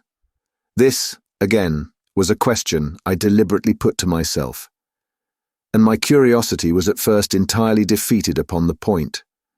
The thing puzzled me, and I was led to make a further remark, which puzzled me still more, that aged and infirm among this people there were none. I must confess that my satisfaction with my first theories of an automatic civilization and a decadent humanity did not long endure, yet I could think of no other. Let me put my difficulties. The several big palaces I had explored were mere living places, great dining halls and sleeping apartments. I could find no machinery, no appliances of any kind. Yet these people were clothed in pleasant fabrics that must at times need renewal, and their sandals, though undecorated, were fairly complex specimens of metalwork. Somehow, such things must be made. And the little people displayed no vestige of a creative tendency. There were no shops, no workshops, no sign of importations among them. They spent all their time in playing gently, in bathing in the river, in making love in a half-playful fashion, in eating fruit and sleeping. I could not see how things were kept going. Then again, about the time machine. Something, I knew not what, had taken it into the hollow pedestal of the white Sphinx. Why? For the life of me I could not imagine. Those waterless wells too, those flickering pillars. I felt I lacked a clue. I felt... How shall I put it? Suppose you found an inscription, with sentences here and there in excellent plain English, and interpolated therewith, others made up of words, of letters even, absolutely unknown to you. Well, on the third day of my visit, that was how the world of 802,701 presented itself to me. That day, too, I made a friend, of a sort. It happened that, as I was watching some of the little people bathing in a shallow, one of them was seized with cramp and began drifting downstream. The main current ran rather swiftly, but not too strongly, for even a moderate swimmer. It will give you an idea, therefore, of the strange deficiency in these creatures, when I tell you that none made the slightest attempt to rescue the weakly crying little thing which was drowning before their eyes. When I realized this, I hurriedly slipped off my clothes, and wading in at a point lower down, I caught the poor mite and drew her safe to land. A little rubbing of the limbs soon brought her round, and I had the satisfaction of seeing she was all right before I left her. I'd got to such a low estimate of her kind that I did not expect any gratitude from her. In that, however, I was wrong. This happened in the morning. In the afternoon I met my little woman, as I believe it was, as I was returning towards my centre from an exploration, and she received me with cries of delight and presented me with a big garland of flowers, evidently made for me and me alone. The thing took my imagination. Very possibly I had been feeling desolate. At any rate, I did my best to display my appreciation of the gift. We were soon seated together in a little stone arbour, engaged in conversation, chiefly of smiles. The creature's friendliness affected me exactly as a child's might have done. We passed each other flowers, and she kissed my hands. I did the same to hers. Then I tried talk, and found that her name was Weena, which, though I don't know what it meant, somehow seemed appropriate enough. That was the beginning of a queer friendship which lasted a week, and ended, as I will tell you. She was exactly like a child. She wanted to be with me always. She tried to follow me everywhere, and on my next journey out and about it went to my heart to tire her down, and leave her at last exhausted and calling after me rather plaintively. But the problems of the world had to be mastered. I had not, I said to myself, come into the future to carry on a miniature flirtation. Yet her distress when I left her was very great. Her expostulations at the parting were sometimes frantic, and I think, altogether, I had as much trouble as comfort from her devotion. Nevertheless, she was, somehow, a very great comfort. I thought it was mere childish affection that made her cling to me.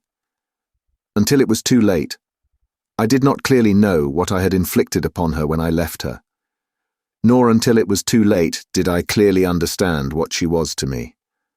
For by merely seeming fond of me, and showing in her weak, futile way that she cared for me, the little doll of a creature presently gave my return to the neighbourhood of the white Sphinx almost the feeling of coming home, and I would watch for her tiny figure of white and gold so soon as I came over the hill. It was from her, too, that I learnt that fear had not yet left the world. She was fearless enough in the daylight, and she had the oddest confidence in me. For once, in a foolish moment, I made threatening grimaces at her, and she simply laughed at them.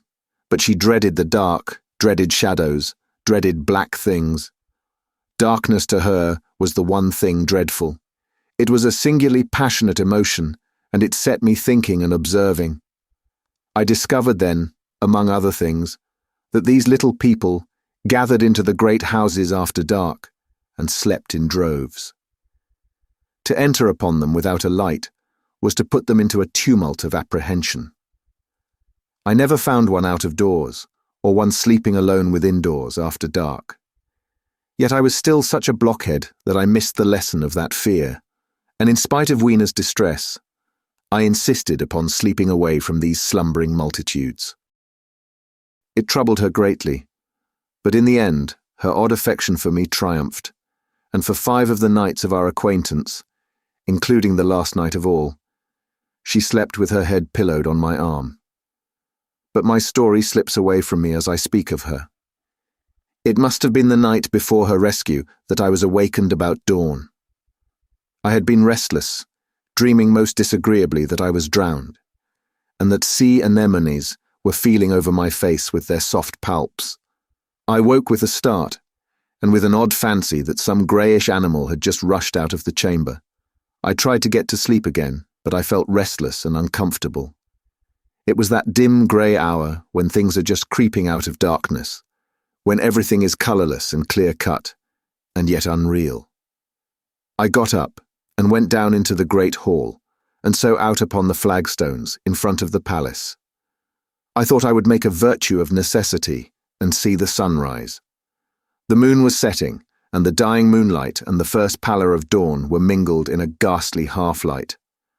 The bushes were inky black, the ground a sombre grey, the sky colourless and cheerless, and up the hill I thought I could see ghosts. 3 several times as I scanned the slope, I saw white figures. Twice I fancied I saw a solitary white, ape-like creature running rather quickly up the hill, and once near the ruins I saw a leash of them, carrying some dark body. They moved hastily. I did not see what became of them. It seemed that they vanished among the bushes. The dawn was still indistinct, you must understand. I was feeling that chill, uncertain, early morning feeling you may have known. I doubted my eyes. As the eastern sky grew brighter, and the light of the day came on, and its vivid colouring returned upon the world once more, I scanned the view keenly. But I saw no vestige of my white figures. They were mere creatures of the half-light. They must have been ghosts, I said. I wonder whence they dated. For a queer notion of Grant Allen's came into my head and amused me. If each generation die and leave ghosts, he argued, the world at last will get overcrowded with them.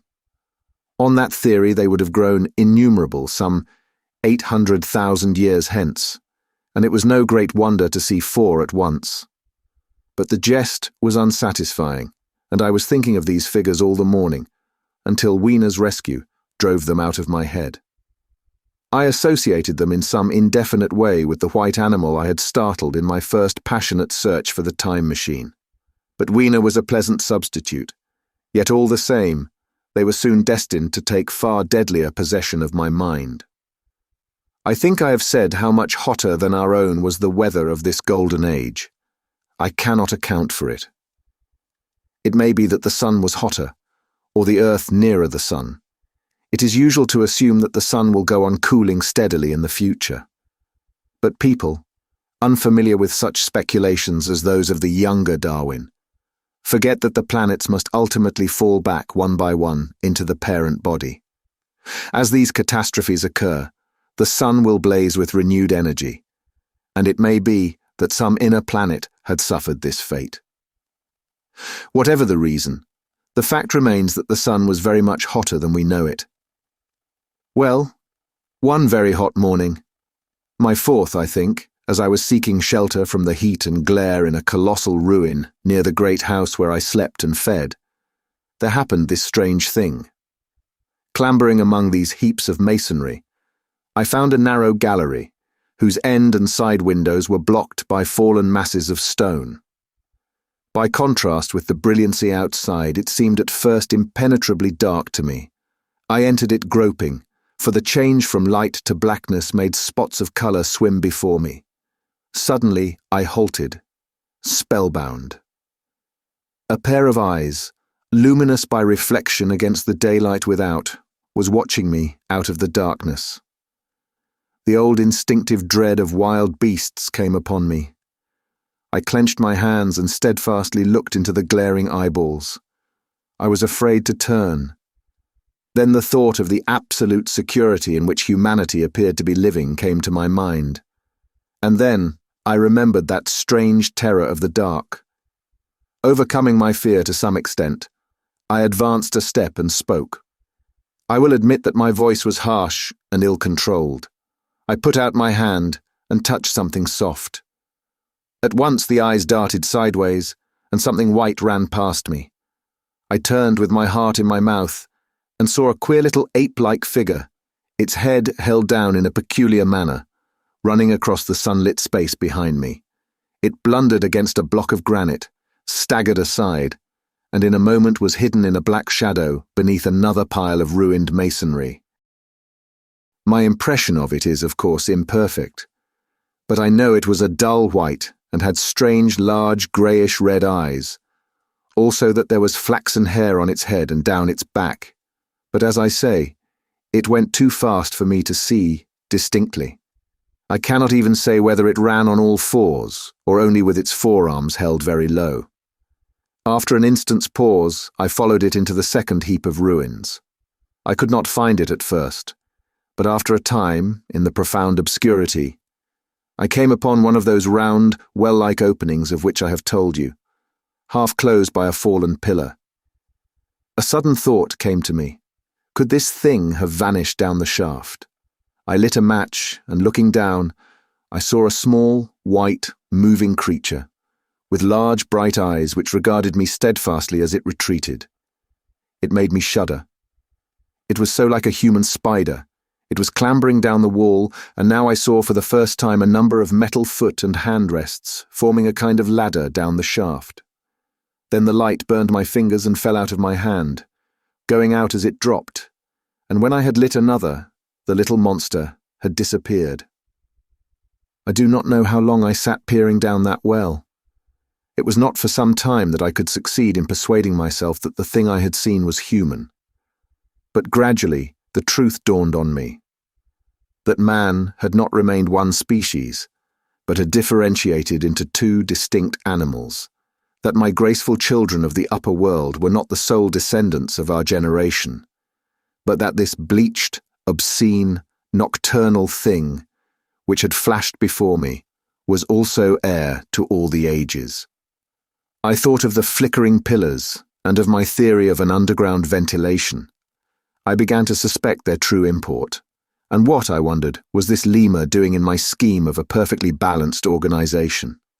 How was it related to the indolent serenity of the beautiful overworlders? And what was hidden down there, at the foot of that shaft? I sat upon the edge of the well, telling myself that, at any rate, there was nothing to fear, and that there I must descend for the solution of my difficulties. And withal, I was absolutely afraid to go. As I hesitated, two of the beautiful upper world people came running in their amorous sport across the daylight in the shadow. The male pursued the female, flinging flowers at her as he ran. They seemed distressed to find me, my arm against the overturned pillar peering down the well. Apparently it was considered bad form to remark these apertures. For when I pointed to this one and tried to frame a question about it in their tongue, they were still more visibly distressed and turned away. But they were interested by my matches, and I struck some to amuse them. I tried them again about the well, and again I failed. So presently I left them, meaning to go back to Weena and see what I could get from her. But my mind was already in revolution. My guesses and impressions were slipping and sliding to a new adjustment. I had now a clue to the import of these wells, to the ventilating towers, to the mystery of the ghosts, to say nothing of a hint at the meaning of the bronze gates and the fate of the time machine. And very vaguely there came a suggestion towards the solution of the economic problem that had puzzled me. Here was the new view. Plainly, this second species of man was subterranean. There were three circumstances in particular which made me think that its rare emergence above ground was the outcome of a long-continued underground habit. In the first place, there was the bleached look common in most animals that live largely in the dark, the white fish of the Kentucky caves, for instance. Then, those large eyes, with that capacity for reflecting light, are common features of nocturnal things. Witness the owl and the cat. And last of all, that evident confusion in the sunshine, that hasty yet fumbling, awkward flight towards dark shadow, and that peculiar carriage of the head while in the light, all reinforced the theory of an extreme sensitiveness of the retina. Beneath my feet, then, the earth must be tunneled enormously, and these tunnelings were the habitat of the new race. The presence of ventilating shafts and wells along the hill slopes, everywhere in fact except along the river valley, showed how universal were its ramifications. What so natural, then, as to assume that it was in this artificial underworld that such work as was necessary to the comfort of the daylight race was done? The notion was so plausible that I at once accepted it, and went on to assume the how of this splitting of the human species. I dare say you will anticipate the shape of my theory, though for myself I very soon felt that it fell far short of the truth. At first, proceeding from the problems of our own age, it seemed clear as daylight to me that the gradual widening of the present, merely temporary and social difference between the capitalist and the labourer was the key to the whole position. No doubt it will seem grotesque enough to you and wildly incredible, and yet even now there are existing circumstances to point that way. There is a tendency to utilise underground space for the less ornamental purposes of civilization. There is the Metropolitan Railway in London, for instance. There are new electric railways, there are subways, there are underground workrooms and restaurants, and they increase and multiply. Evidently, I thought, this tendency had increased till industry had gradually lost its birthright in the sky. I mean that it had gone deeper and deeper into larger and ever larger underground factories, spending a still increasing amount of its time therein, till in the end. Even now, does not an East End worker live in such artificial conditions as practically to be cut off from the natural surface of the earth? Again, the exclusive tendency of richer people, due no doubt to the increasing refinement of their education, and the widening gulf between them and the rude violence of the poor, is already leading to the closing, in their interest, of considerable portions of the surface of the land.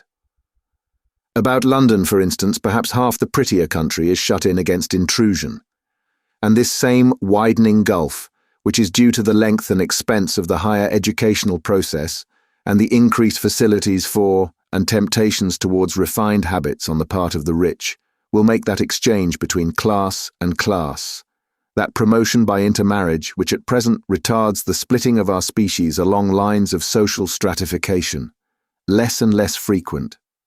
So in the end, above ground you must have the haves, pursuing pleasure and comfort and beauty, and below ground the have-nots, the workers getting continually adapted to the conditions of their labour. Once they were there, they would no doubt have to pay rent, and not a little of it, for the ventilation of their caverns, and if they refused, they would starve or be suffocated for arrears. Such of them as were so constituted as to be miserable and rebellious would die, and in the end, the balance being permanent, the survivors would become as well adapted to the conditions of underground life, and as happy in their way, as the overworld people were to theirs.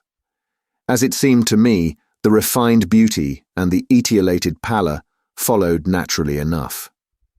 The great triumph of humanity I had dreamed of took a different shape in my mind. It had been no such triumph of moral education and general cooperation as I had imagined. Instead, I saw a real aristocracy, armed with a perfected science and working to a logical conclusion, the industrial system of today. Its triumph had not been simply a triumph over nature, but a triumph over nature and the fellow man. This, I must warn you, was my theory at the time. I had no convenient cicerone in the pattern of the utopian books. My explanation may be absolutely wrong. I still think it is the most plausible one.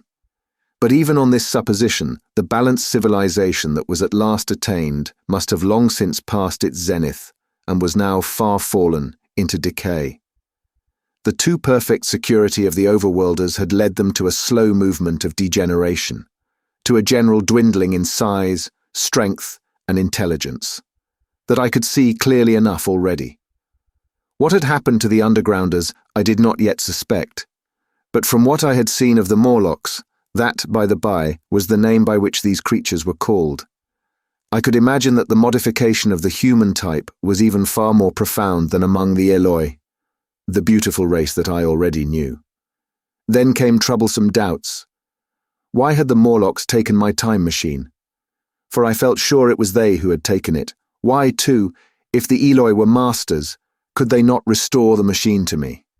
And why were they so terribly afraid of the dark? I proceeded, as I have said, to question Weena about this underworld, but here again I was disappointed. At first she would not understand my questions, and presently she refused to answer them. She shivered as though the topic was unendurable, and when I pressed her, perhaps a little harshly, she burst into tears. They were the only tears, except my own, I ever saw in that golden age. When I saw them, I ceased abruptly to trouble about the Morlocks, and was only concerned in banishing these signs of her human inheritance from Weena's eyes. And very soon she was smiling and clapping her hands while I solemnly burnt a match.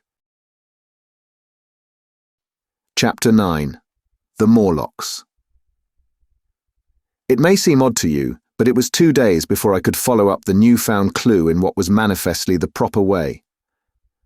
I felt a peculiar shrinking from those pallid bodies.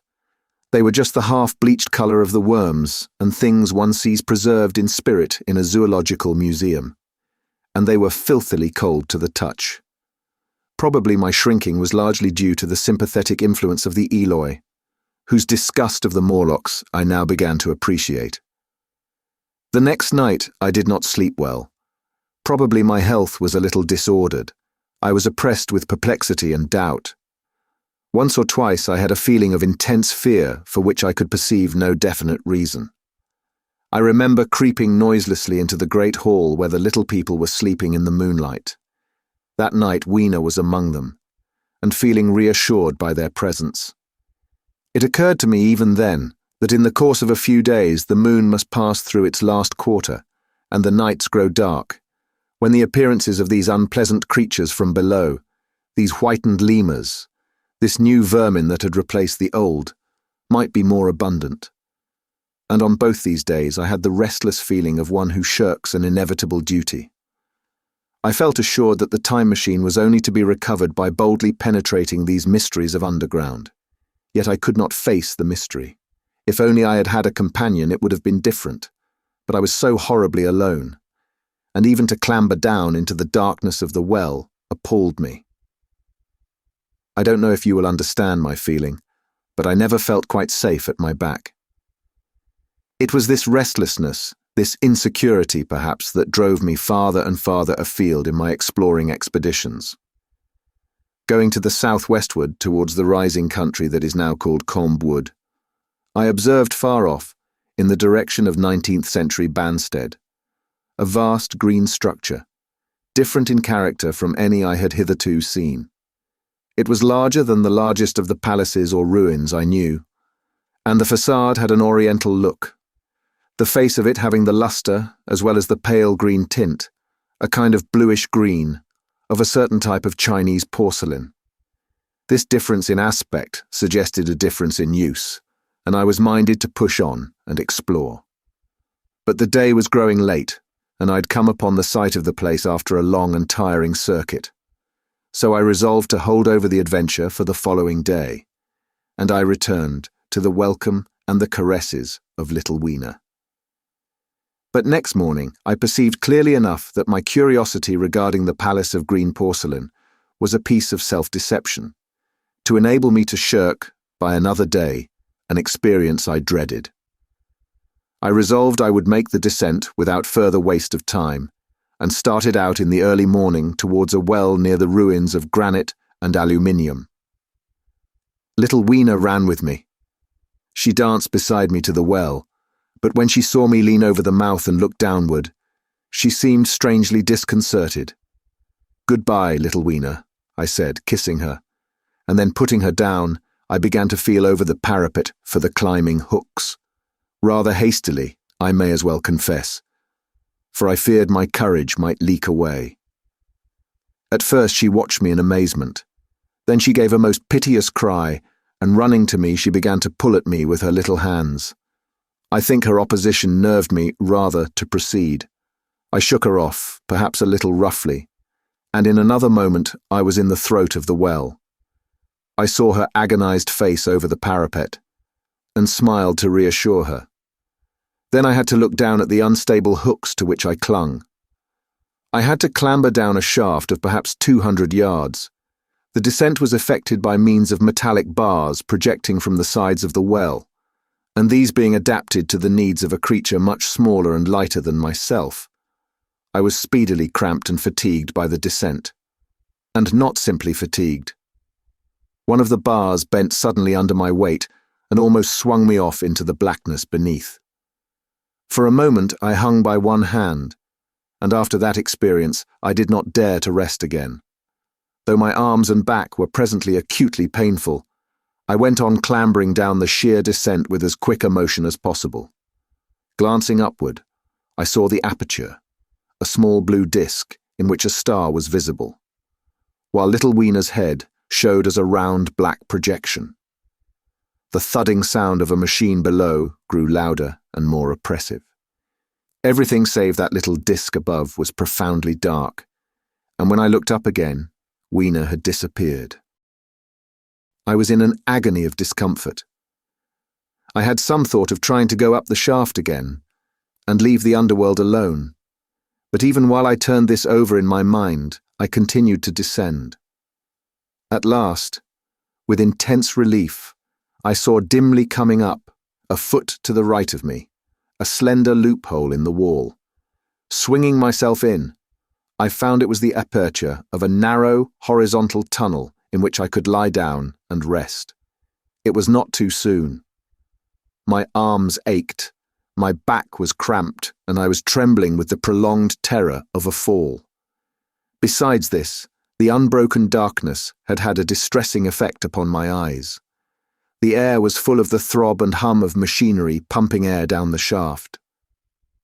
I do not know how long I lay. I was aroused by a soft hand touching my face. Starting up in the darkness, I snatched at my matches and hastily striking one, I saw 3 stooping white creatures similar to the one I'd seen above ground in the ruin, hastily retreating before the light. Living, as they did, in what appeared to me impenetrable darkness. Their eyes were abnormally large and sensitive, just as are the pupils of the abysmal fishes, and they reflected the light in the same way. I have no doubt they could see me in that rayless obscurity, and they did not seem to have any fear of me apart from the light. But so soon as I struck a match in order to see them, they fled incontinently, vanishing into dark gutters and tunnels, from which their eyes glared at me in the strangest fashion. I tried to call to them, but the language they had was apparently different from that of the overworld people, so that I was needs left to my own unaided efforts, and the thought of flight before exploration was even then in my mind. But I said to myself, "You are in for it now," and feeling my way along the tunnel, I found the noise of machinery grow louder. Presently the walls fell away from me, and I came to a large open space, and striking another match, saw that I had entered a vast arched cavern, which stretched into utter darkness beyond the range of my light. The view I had of it was as much as one could see in the burning of a match. Necessarily my memory is vague.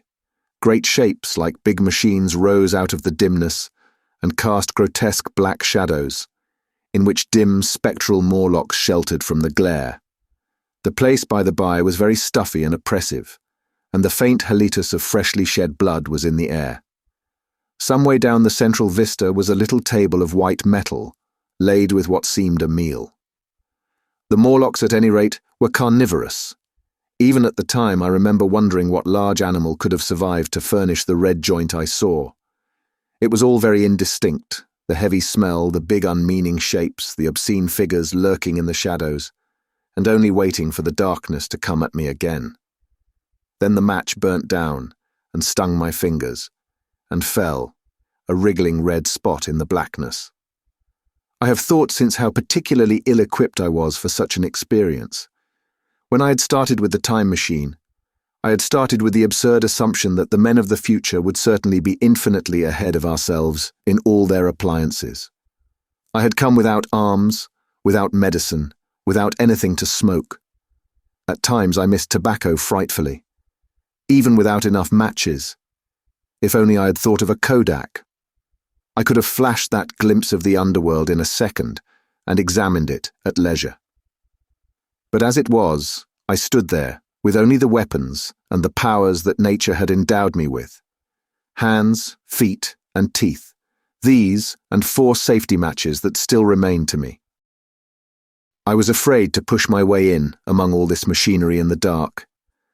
And it was only with my last glimpse of light I discovered that my store of matches had run low. It had never occurred to me until that moment that there was any need to economize them, and I had wasted almost half the box in astonishing the overworlders, to whom fire was a novelty.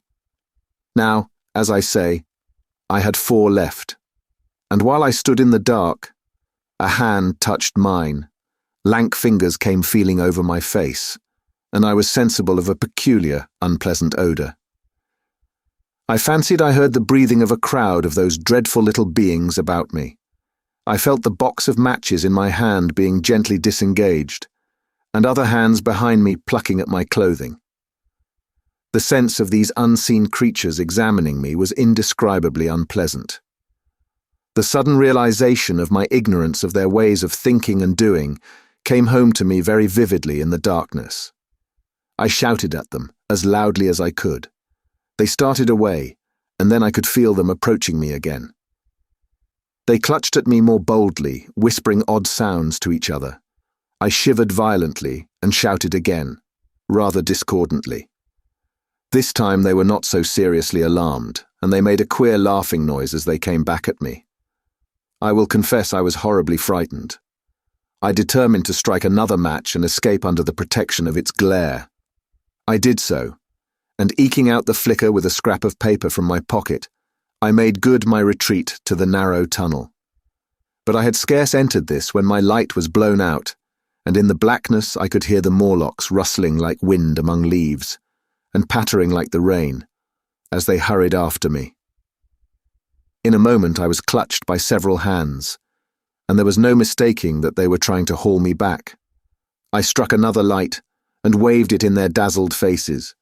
You can scarce imagine how nauseatingly inhuman they looked, those pale, chinless faces and great, lidless, pinkish-grey eyes, as they stared in their blindness and bewilderment. But I did not stay to look, I promise you. I retreated again, and when my second match had ended, I struck my third. It had almost burnt through when I reached the opening into the shaft. I lay down on the edge, for the throb of the great pump below made me giddy. Then I felt sideways for the projecting hooks, and as I did so, my feet were grasped from behind, and I was violently tugged backward. I lit my last match, and it incontinently went out. But I had my hand on the climbing bars now, and kicking violently, I disengaged myself from the clutches of the Morlocks, and was speedily clambering up the shaft, while they stayed peering and blinking up at me, all but one little wretch who followed me for some way, and well-nigh secured my boot as a trophy. That climb seemed interminable to me. With the last 20 or 30 feet of it, a deadly nausea came upon me. I had the greatest difficulty in keeping my hold. The last few yards was a frightful struggle against this faintness. Several times my head swam, and I felt all the sensations of falling. At last, however, I got over the well mouth somehow, and staggered out of the ruin into the blinding sunlight. I fell upon my face. Even the soil smelt sweet and clean. Then I remember Weena kissing my hands and ears, and the voices of others among the Eloi. Then, for a time, I was insensible. Chapter 10. When night came. Now, indeed, I seemed in a worse case than before. Hitherto, except during my night's anguish at the loss of the time machine, I had felt a sustaining hope of ultimate escape. But that hope was staggered by these new discoveries. Hitherto I had merely thought myself impeded by the childish simplicity of the little people, and by some unknown forces which I had only to understand to overcome. But there was an altogether new element in the sickening quality of the Morlocks, a something inhuman and malign. Instinctively, I loathed them. Before, I had felt as a man might feel who had fallen into a pit. My concern was with the pit, and how to get out of it.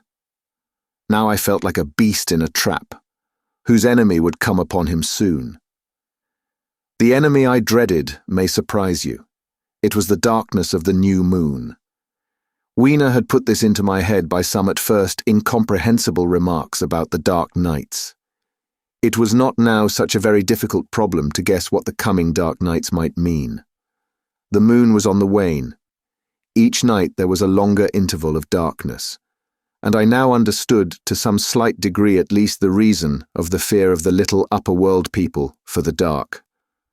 I wondered vaguely what foul villainy it might be that the Morlocks did under the new moon. I felt pretty sure now that my second hypothesis was all wrong. The upper world people might once have been the favoured aristocracy, and the Morlocks their mechanical servants. But that had long since passed away. The two species that had resulted from the evolution of man were sliding down towards, or had already arrived at, an altogether new relationship. The Eloi, like the Carlovinian kings, had decayed to a mere beautiful futility. They still possessed the earth on sufferance, since the Morlocks, subterranean for innumerable generations, had come at last to find the daylit surface intolerable. And the Morlocks made their garments, I inferred, and maintained them in their habitual needs, perhaps through the survival of an old habit of service. They did it as a standing horse paws with his foot, or as a man enjoys killing animals in sport, because ancient and departed necessities had impressed it on the organism. But clearly, the old order was already in part reversed. The nemesis of the delicate ones was creeping on apace. Ages ago, thousands of generations ago, man had thrust his brother man out of the ease and the sunshine, and now that brother was coming back, changed. Already the Eloi had begun to learn one old lesson anew. They were becoming reacquainted with fear. And suddenly there came into my head the memory of the meat I had seen in the underworld. It seemed odd how it floated into my mind, not stirred up as it were by the current of my meditations, but coming in almost like a question from outside. I tried to recall the form of it. I had a vague sense of something familiar, but I could not tell what it was at the time. Still, however helpless the little people in the presence of their mysterious fear, I was differently constituted. I came out of this age of ours, this ripe prime of the human race, when fear does not paralyze and mystery has lost its terrors. I at least would defend myself. Without further delay, I determined to make myself arms and a fastness where I might sleep. With that refuge as a base, I could face this strange world with some of that confidence I had lost in realizing to what creatures night by night I lay exposed. I felt I could never sleep again until my bed was secure from them. I shuddered with horror to think how they must already have examined me. I wandered during the afternoon along the valley of the Thames, but found nothing that commended itself to my mind as inaccessible. All the buildings and trees seemed easily practicable to such dexterous climbers as the Morlocks. To judge by their wells, must be. Then the tall pinnacles of the Palace of Green Porcelain and the polished gleam of its walls came back to my memory, and in the evening, taking Weena like a child upon my shoulder, I went up the hills towards the southwest. The distance I had reckoned was 7 or 8 miles, but it must have been nearer 18. I'd first seen the place on a moist afternoon when distances are deceptively diminished. In addition, the heel of one of my shoes was loose, and a nail was working through the sole. They were comfortable old shoes I wore about indoors, so that I was lame. And it was already long past sunset when I came in sight of the palace, silhouetted black against the pale yellow of the sky. Weena had been hugely delighted when I began to carry her, but after a while she desired me to let her down, and ran along by the side of me, occasionally darting off on either hand to pick flowers to stick in my pockets. My pockets had always puzzled Weena, but at the last she had concluded that they were an eccentric kind of vases for floral decoration. At least she utilized them for that purpose. And that reminds me, in changing my jacket I found... The time traveller paused, put his hand into his pocket, and silently placed 2 withered flowers, not unlike very large white mallows, upon the little table. Then he resumed his narrative.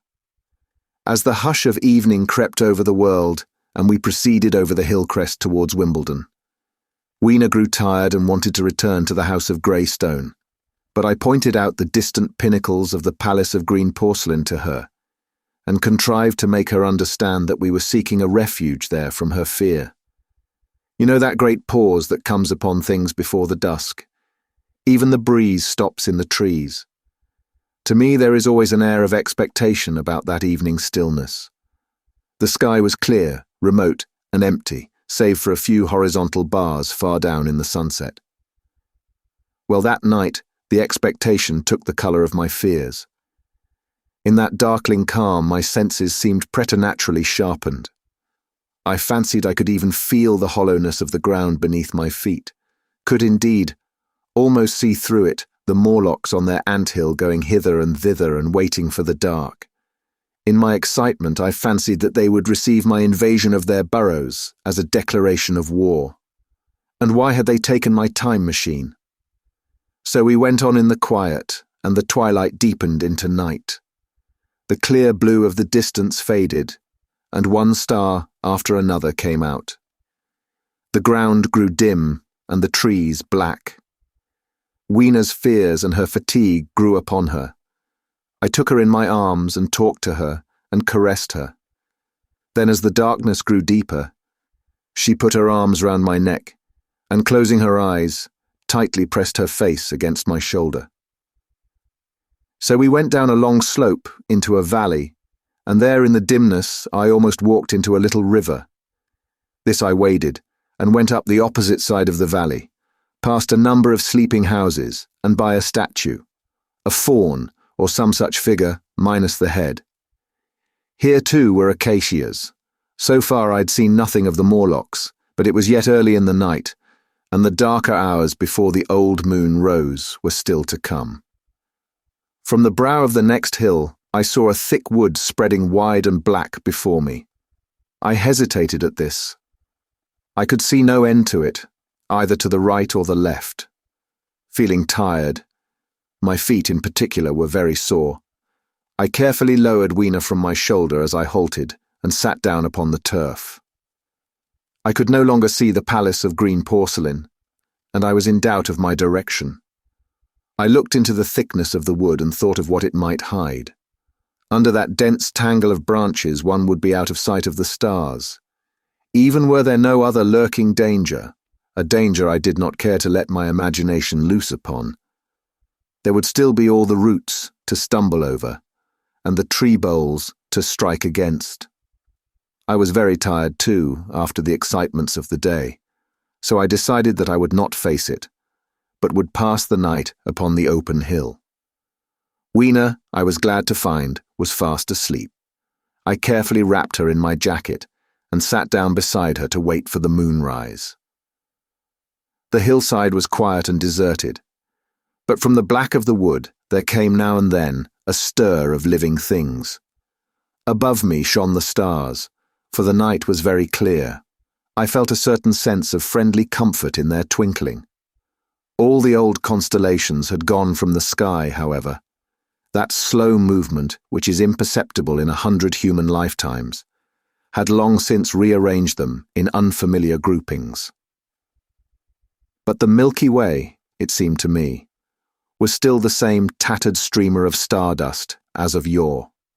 Southward, as I judged it, was a very bright red star that was new to me. It was even more splendid than our own green Sirius. And amid all these scintillating points of light, one bright planet shone kindly and steadily like the face of an old friend. Looking at these stars suddenly dwarfed my own troubles. and all the gravities of terrestrial life. I thought of their unfathomable distance and the slow, inevitable drift of their movements out of the unknown past into the unknown future. I thought of the great precessional cycle that the pole of the Earth describes.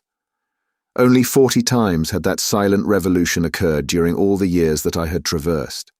And during these few revolutions, all the activity, all the traditions, the complex organizations, the nations, languages, literatures, aspirations, even the mere memory of man as I knew him, had been swept out of existence.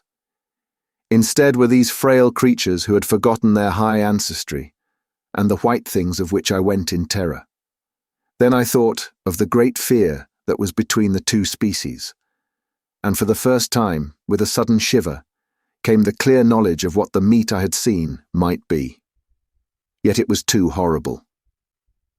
I looked at little Weena sleeping beside me, her face white and star-like under the stars, and forthwith dismissed the thought. Through that long night I held my mind off the Morlocks as well as I could, and whiled away the time by trying to fancy I could find signs of the old constellations in the new confusion. The sky kept very clear, except for a hazy cloud or so. No doubt I dozed at times. Then, as my vigil wore on, came a faintness in the eastward sky, like the reflection of some colourless fire, and the old moon rose, thin and peaked and white, and close behind, and overtaking it, and overflowing it, the dawn came, pale at first, and then growing pink and warm. No Morlocks had approached us. Indeed, I had seen none upon the hill that night, and in the confidence of renewed day, it almost seemed to me that my fear had been unreasonable. I stood up and found my foot with the loose heel swollen at the ankle and painful under the heel. So I sat down again, took off my shoes, and flung them away. I awakened Weena, and we went down into the wood, now green and pleasant instead of black and forbidding. We found some fruit wherewith to break our fast. We soon met others of the dainty ones, laughing and dancing in the sunlight as though there was no such thing in nature as the night. And then I thought once more of the meat that I had seen. I felt assured now of what it was, and from the bottom of my heart I pitied this last feeble rill from the great flood of humanity. Clearly, at some time in the long ago of human decay, the Morlocks' food had run short. Possibly they had lived on rats and such like vermin. Even now man is far less discriminating and exclusive in his food than he was, far less than any monkey. His prejudice against human flesh is no deep-seated instinct, and so these inhuman sons of men. I tried to look at the thing in a scientific spirit. After all, they were less human and more remote than our cannibal ancestors of 3,000 or 4,000 years ago. And the intelligence that would have made this state of things a torment had gone. Why should I trouble myself? These Eloi were mere fatted cattle, which the ant-like Morlocks preserved and preyed upon, probably saw to the breeding of. And there was Weena dancing at my side.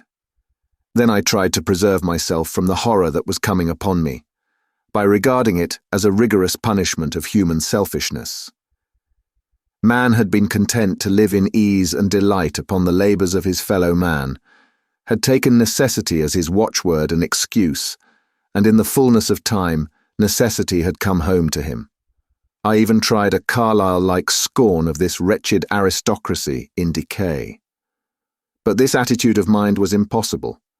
However great their intellectual degradation, the Eloi had kept too much of the human form not to claim my sympathy, and to make me perforce a sharer in their degradation and their fear.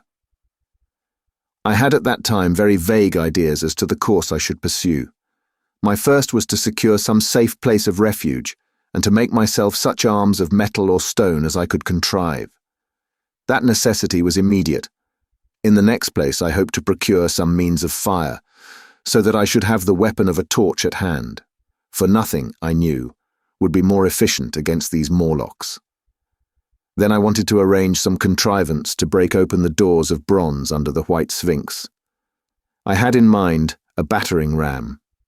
I had a persuasion that if I could enter those doors and carry a blaze of light before me, I should discover the time machine and escape.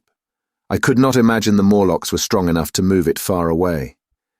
Weena I had resolved to bring with me to our own time, and turning such schemes over in my mind, I pursued our way towards the building which my fancy had chosen as our dwelling.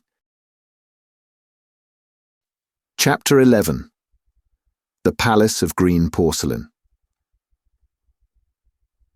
I found the Palace of Green Porcelain when we approached it about noon, deserted and falling into ruin.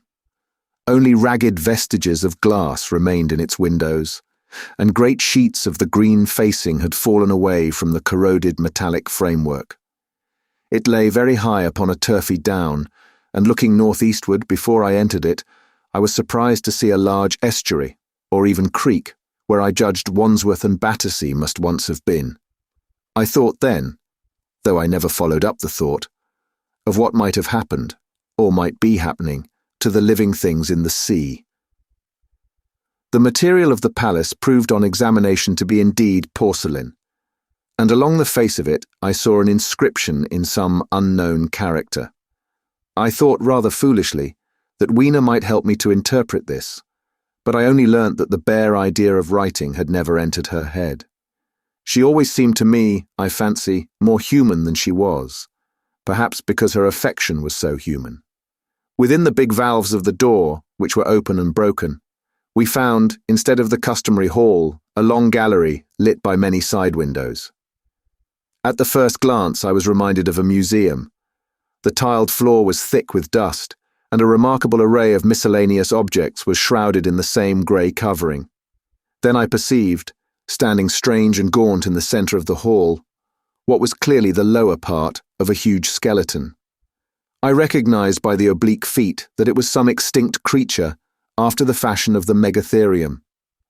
The skull and the upper bones lay beside it in the thick dust, and in one place, where rainwater had dropped through a leak in the roof, the thing itself had been worn away. Further in the gallery was the huge skeleton barrel of a brontosaurus. My museum hypothesis was confirmed. Going towards the side, I found what appeared to be sloping shelves, and clearing away the thick dust, I found the old familiar glass cases of our own time. But they must have been airtight to judge from the fair preservation of some of their contents. Clearly, we stood among the ruins of some latter-day South Kensington. Here, apparently, was the paleontological section, and a very splendid array of fossils it must have been.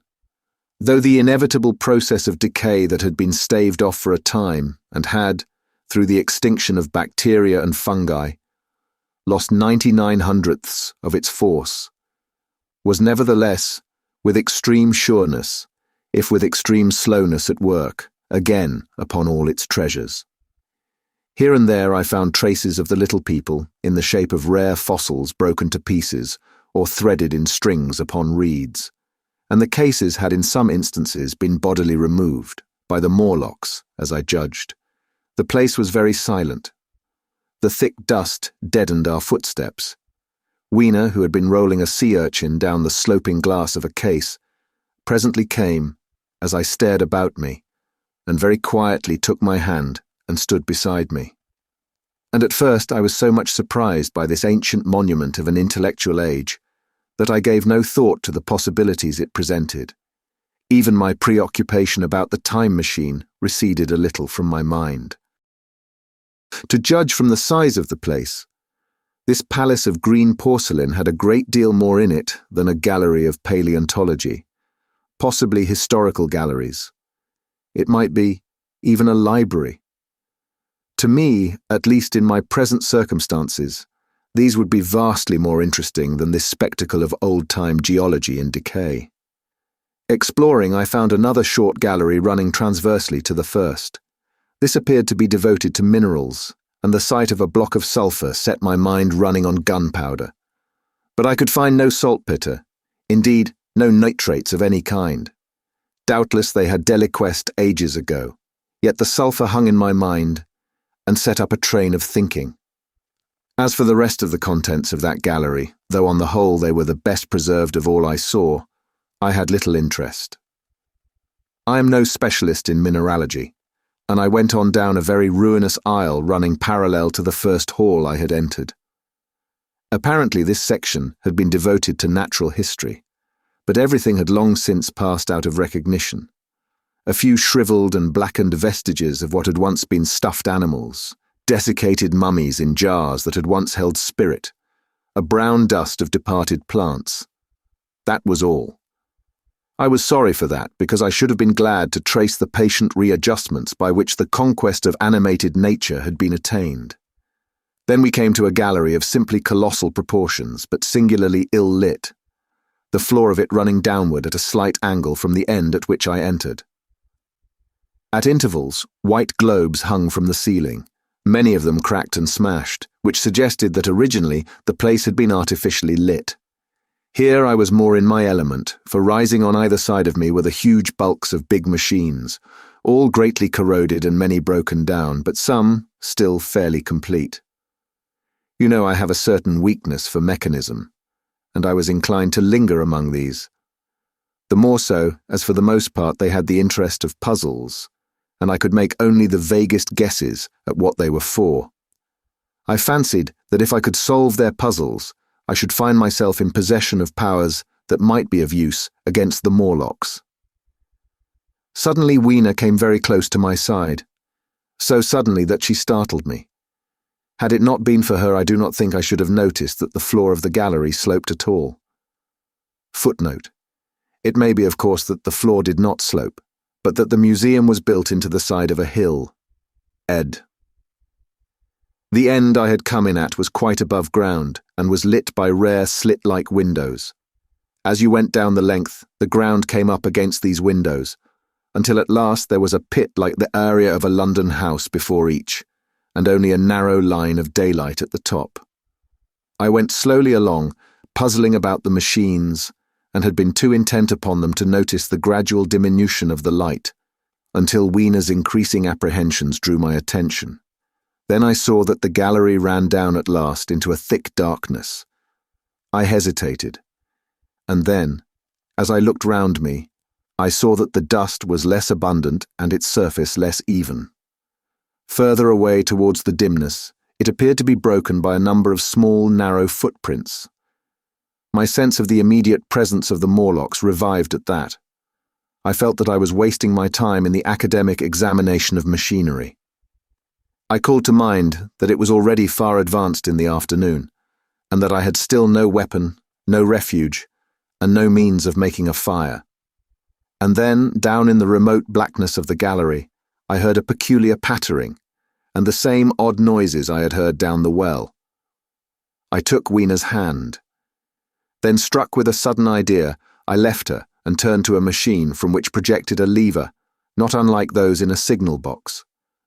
Clambering upon the stand and grasping this lever in my hands, I put all my weight upon it sideways. Suddenly Weena, deserted in the central aisle, began to whimper. I had judged the strength of the lever pretty correctly, for it snapped after a minute's strain, and I rejoined her with a mace in my hand more than sufficient, I judged, for any Morlock skull I might encounter, and I longed very much to kill a Morlock or so. Very inhuman, you may think, to want to go killing one's own descendants. But it was impossible, somehow, to feel any humanity in the things. Only my disinclination to leave Weena, and a persuasion that if I began to slake my thirst for murder, my time machine might suffer, restrained me from going straight down the gallery and killing the brutes I heard. Well, mace in one hand and Weena in the other, I went out of that gallery and into another and still larger one, which at the first glance reminded me of a military chapel hung with tattered flags. The brown and charred rags that hung from the sides of it, I presently recognized as the decaying vestiges of books. They had long since dropped to pieces, and every semblance of print had left them. But here and there were warped boards and cracked metallic clasps that told the tale well enough. Had I been a literary man, I might perhaps have moralized upon the futility of all ambition. But as it was, the thing that struck me with keenest force was the enormous waste of labor to which this somber wilderness of rotting paper testified. At the time, I will confess that I thought chiefly of the philosophical transactions and my own 17 papers upon physical optics. Then, going up a broad staircase, we came to what may once have been a gallery of technical chemistry. And here I had not a little hope of useful discoveries. Except at one end, where the roof had collapsed, this gallery was well preserved. I went eagerly to every unbroken case. And at last, in one of the really airtight cases, I found a box of matches. Very eagerly I tried them. They were perfectly good. They were not even damp. I turned to Weena.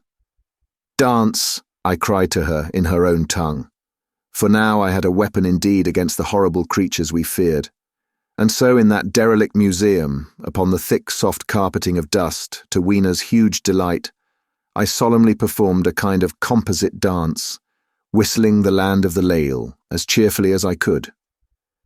In part it was a modest can-can, in part a step dance, in part a skirt dance, so far as my tailcoat permitted, and in part original, for I am naturally inventive, as you know.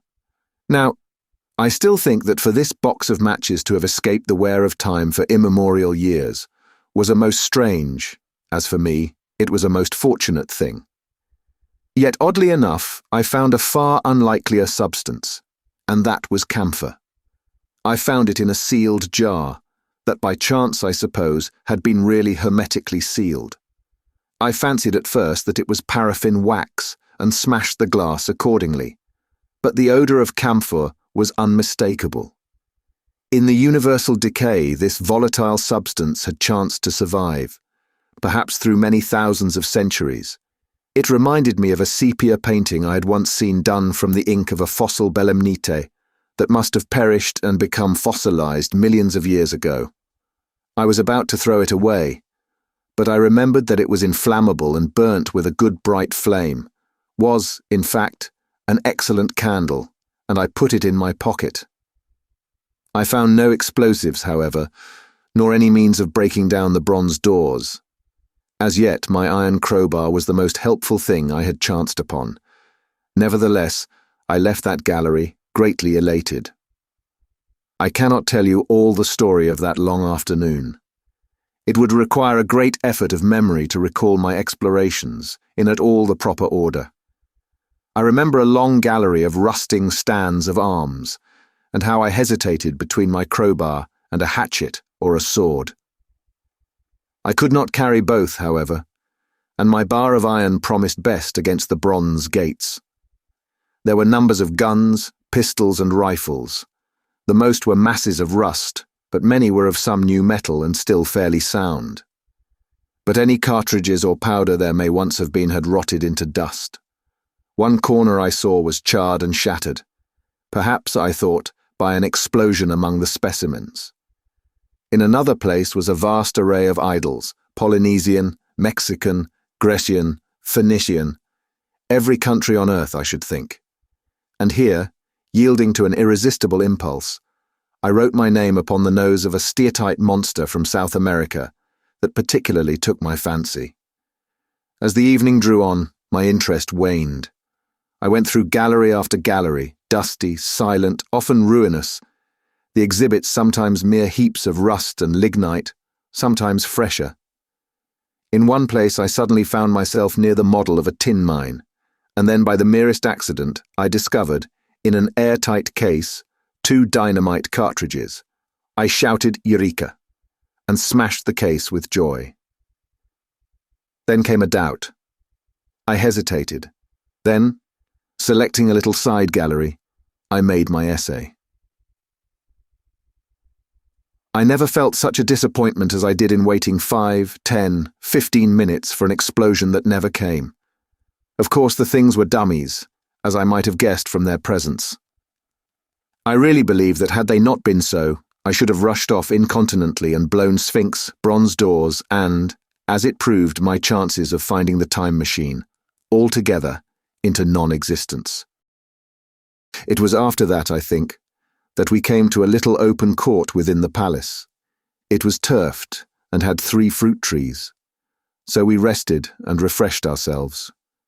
Towards sunset I began to consider our position Night was creeping upon us, and my inaccessible hiding place had still to be found.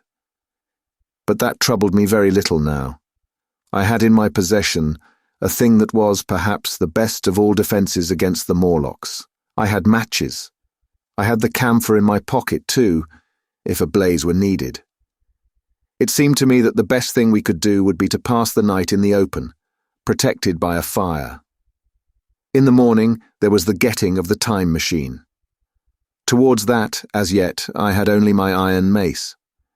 But now, with my growing knowledge, I felt very differently towards those bronze doors.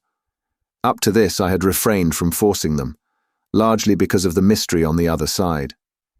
They had never impressed me as being very strong, and I hoped to find my bar of iron not altogether inadequate for the work.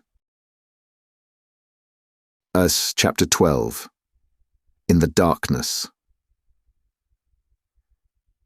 We emerged from the palace while the sun was still in part above the horizon.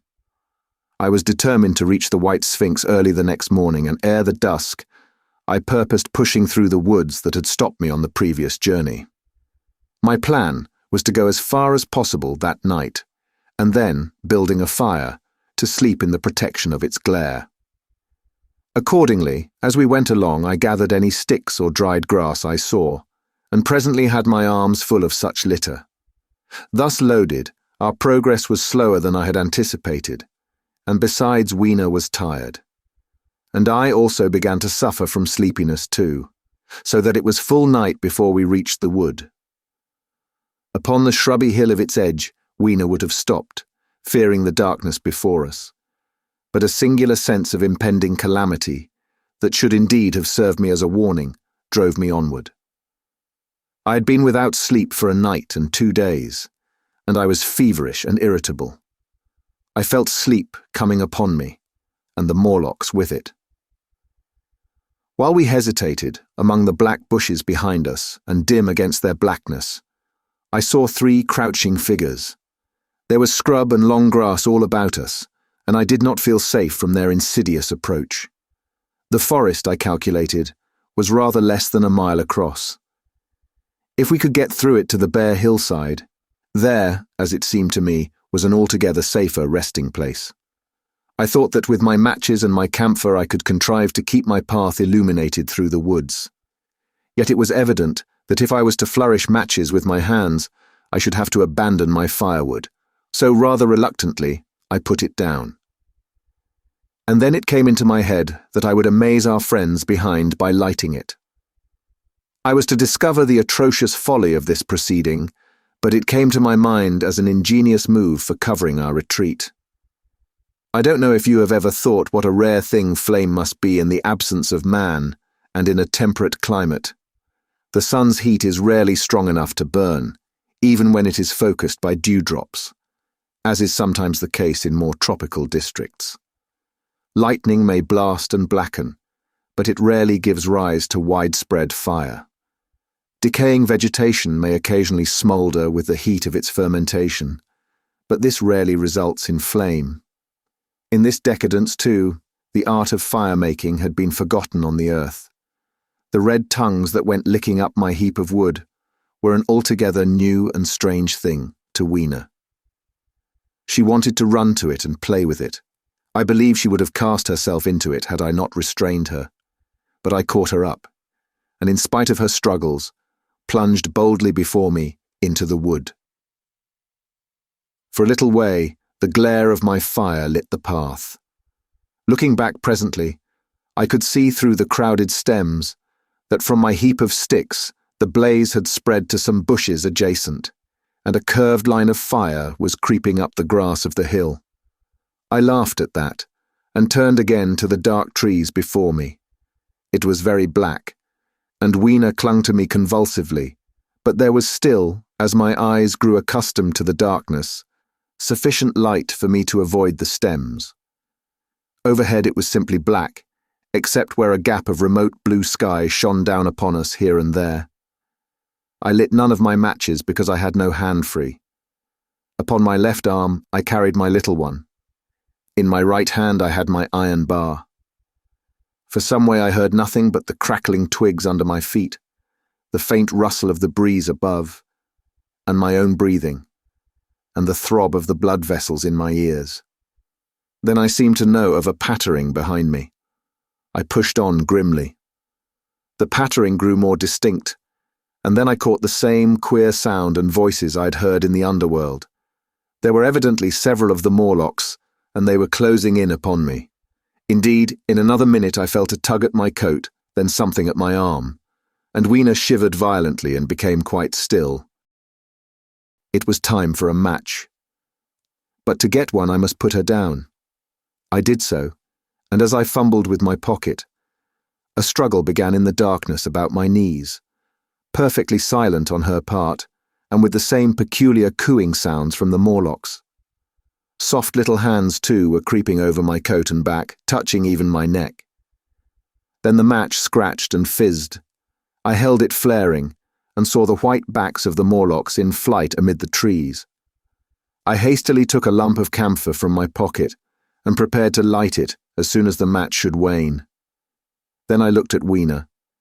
She was lying clutching my feet and quite motionless, with her face to the ground. With a sudden fright I stooped to her. She seemed scarcely to breathe. I lit the block of camphor and flung it to the ground, and as it split and flared up and drove back the Morlocks and the shadows, I knelt down and lifted her. The wood behind seemed full of the stir and murmur of a great company. She seemed to have fainted. I put her carefully upon my shoulder and rose to push on, and then there came a horrible realization. In manoeuvring with my matches and Weena, I had turned myself about several times, and now I had not the faintest idea in what direction lay my path. For all I knew, I might be facing back towards the palace of green porcelain. I found myself in a cold sweat. I had to think rapidly what to do. I determined to build a fire and encamp where we were. I put Weena, still motionless, down upon a turfy bole, and very hastily, as my first lump of camphor waned, I began collecting sticks and leaves. Here and there out of the darkness round me the Morlock's eyes shone like carbuncles. The camphor flickered and went out. I lit a match, and as I did so, two white forms that had been approaching Weena dashed hastily away. One was so blinded by the light that he came straight for me, and I felt his bones grind under the blow of my fist. He gave a whoop of dismay, staggered a little way, and fell down. I lit another piece of camphor and went on gathering my bonfire. Presently I noticed how dry was some of the foliage above me, for since my arrival on the time machine, a matter of a week, no rain had fallen. So, instead of casting about among the trees for fallen twigs, I began leaping up and dragging down branches. Very soon I had a choking, smoky fire of green wood and dry sticks, and could economize my camphor. Then I turned to where Weena lay beside my iron mace. I tried what I could to revive her, but she lay like one dead. I could not even satisfy myself whether or not she breathed. Now, the smoke of the fire beat over towards me, and it must have made me heavy of a sudden. Moreover, the vapour of camphor was in the air. My fire would not need replenishing for an hour or so. I felt very weary after my exertion, and sat down. The wood, too, was full of a slumbrous murmur that I did not understand. I seemed just to nod and open my eyes, but all was dark, and the Morlocks had their hands upon me. Flinging off their clinging fingers, I hastily felt in my pocket for the matchbox, and it had gone. Then they gripped and closed with me again. In a moment I knew what had happened. I had slept, and my fire had gone out, and the bitterness of death came over my soul. The forest seemed full of the smell of burning wood. I was caught by the neck, by the hair, by the arms, and pulled down. It was indescribably horrible in the darkness to feel all these soft creatures heaped upon me. I felt as if I was in a monstrous spider's web.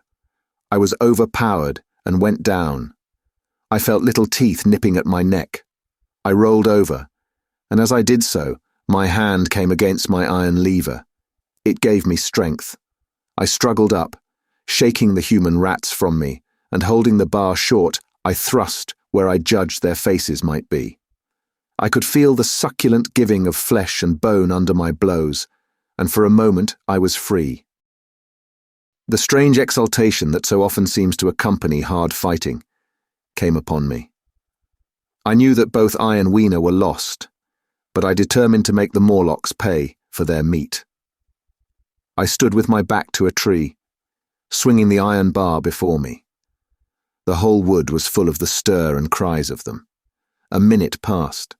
Their voices seemed to rise to a higher pitch of excitement, and their movements grew faster, yet none came within reach. I stood glaring at the blackness. Then suddenly came hope. What if the Morlocks were afraid? And close on the heels of that came a strange thing. The darkness seemed to grow luminous. Very dimly I began to see the Morlocks about me, 3 battered at my feet, and then I recognized, with incredulous surprise, that the others were running, in an incessant stream as it seemed, from behind me and away through the wood in front, and their backs seemed no longer white, but reddish. As I stood agape, I saw a little red spark go drifting across a gap of starlight between the branches and vanish. And at that I understood the smell of burning wood, the slumbrous murmur that were growing now into a gusty roar, the red glow, and the Morlock's flight. Stepping out from behind my tree and looking back, I saw, through the black pillars of the nearer trees, the flames of the burning forest.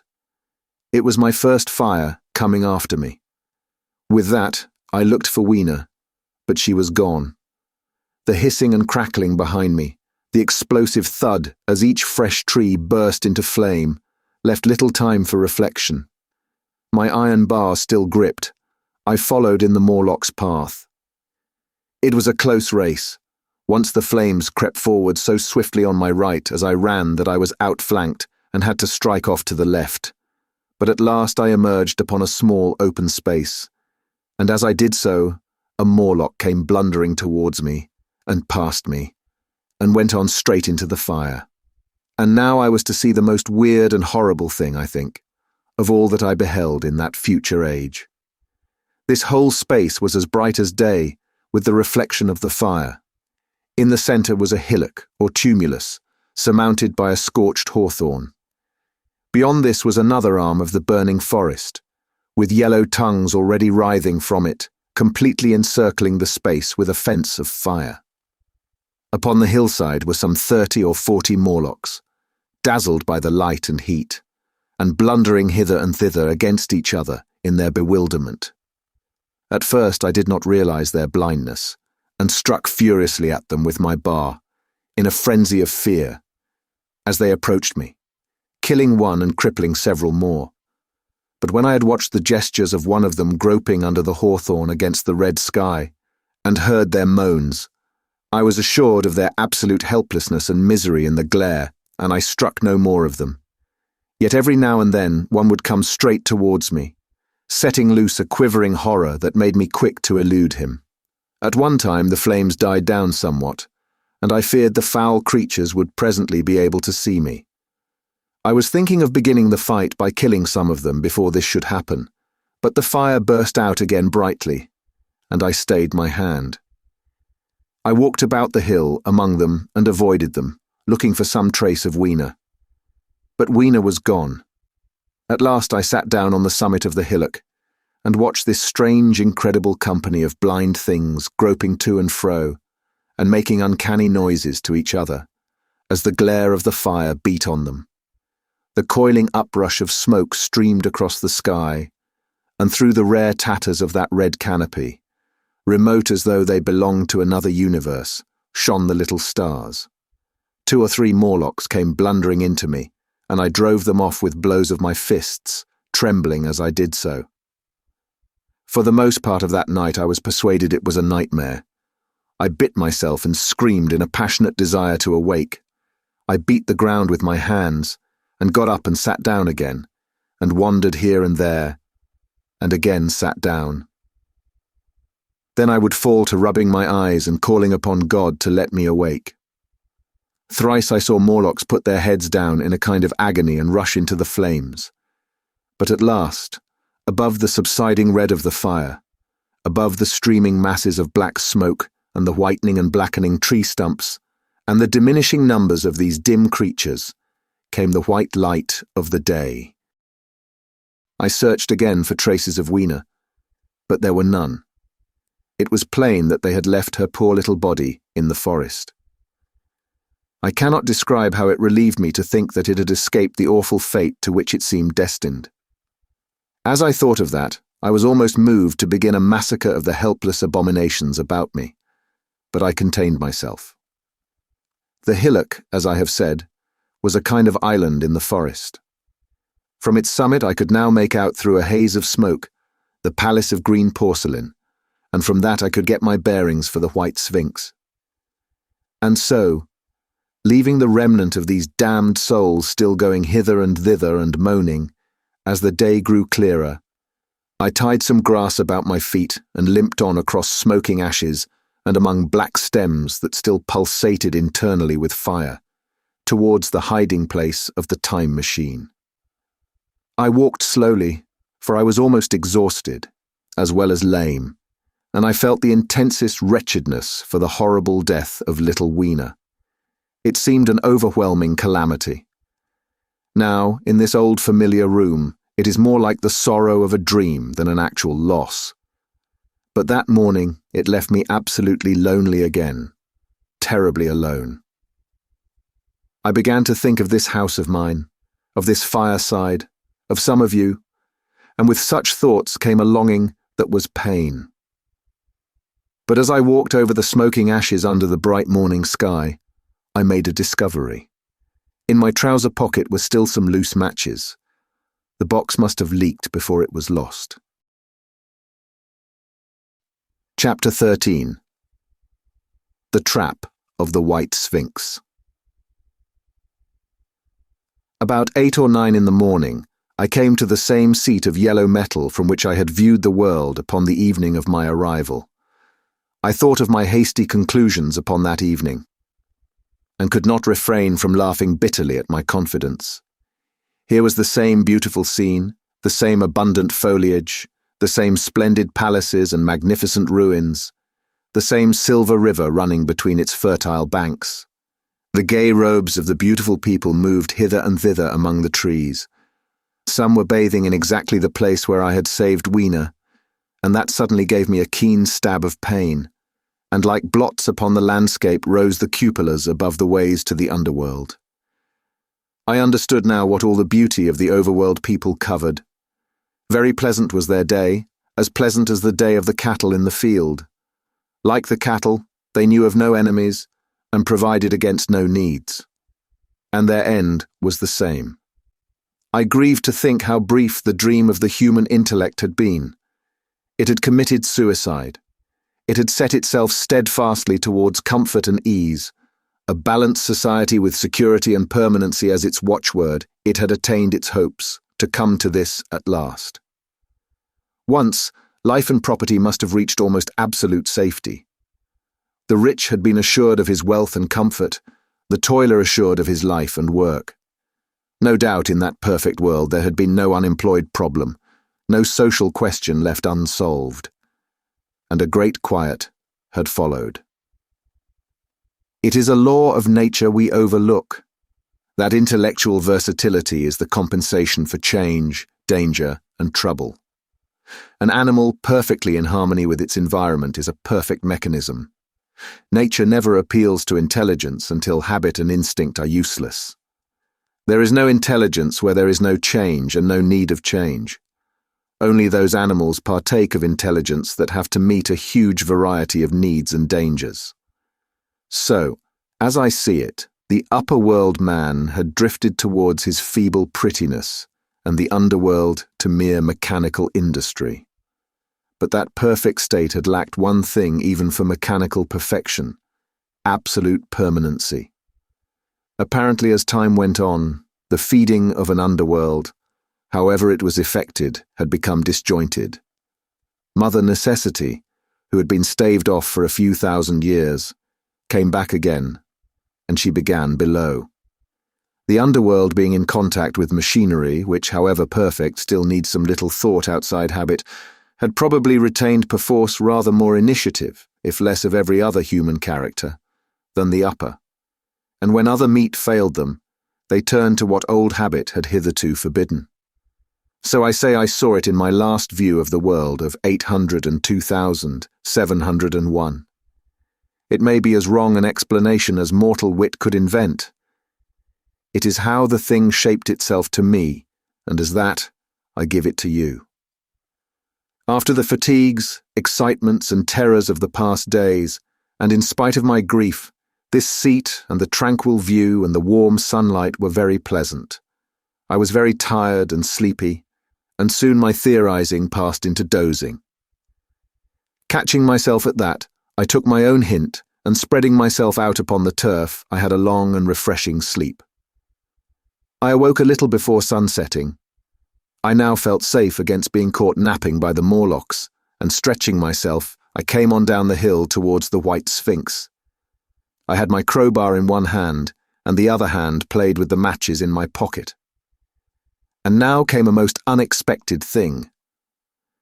As I approached the pedestal of the Sphinx, I found the bronze valves were open. They had slid down into grooves. At that, I stopped short before them, hesitating to enter. Within was a small apartment, and on a raised place in the corner of this was the time machine. I had the small levers in my pocket. So here, after all my elaborate preparations for the siege of the White Sphinx, was a meek surrender. I threw my iron bar away, almost sorry not to use it. A sudden thought came into my head as I stooped towards the portal. For once at least I grasped the mental operations of the Morlocks. Suppressing a strong inclination to laugh, I stepped through the bronze frame and up to the time machine. I was surprised to find it had been carefully oiled and cleaned.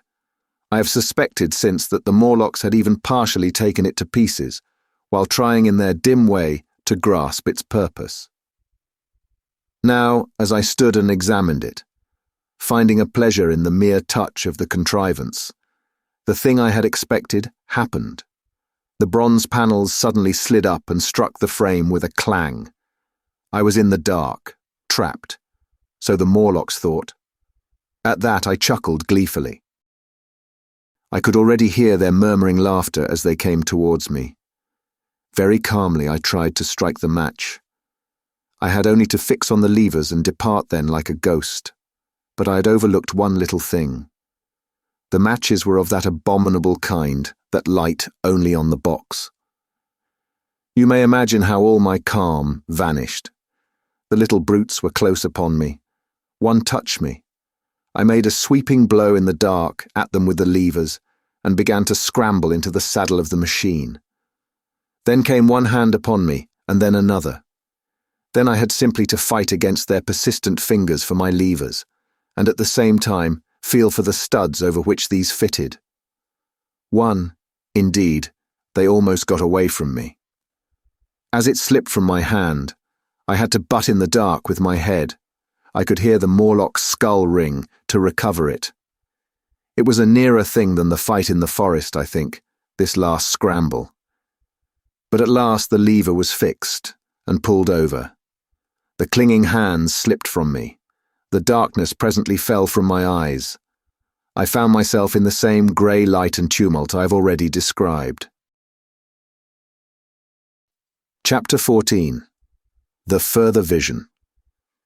I have already told you of the sickness and confusion that comes with time travelling, and this time I was not seated properly in the saddle, but sideways and in an unstable fashion. For an indefinite time, I clung to the machine as it swayed and vibrated, quite unheeding how I went, and when I brought myself to look at the dials again, I was amazed to find where I had arrived. One dial records days, and another thousands of days, another millions of days, and another thousands of millions. Now, instead of reversing the levers, I'd pulled them over so as to go forward with them. And when I came to look at these indicators, I found that the thousands hand was sweeping round as fast as the seconds hand of a watch, into futurity. As I drove on, a peculiar change crept over the appearance of things. The palpitating greyness grew darker. Then, though I was still travelling with prodigious velocity. The blinking succession of day and night, which was usually indicative of a slower pace, returned and grew more and more marked. This puzzled me very much at first. The alternations of night and day grew slower and slower, and so did the passage of the sun across the sky, until they seemed to stretch through centuries.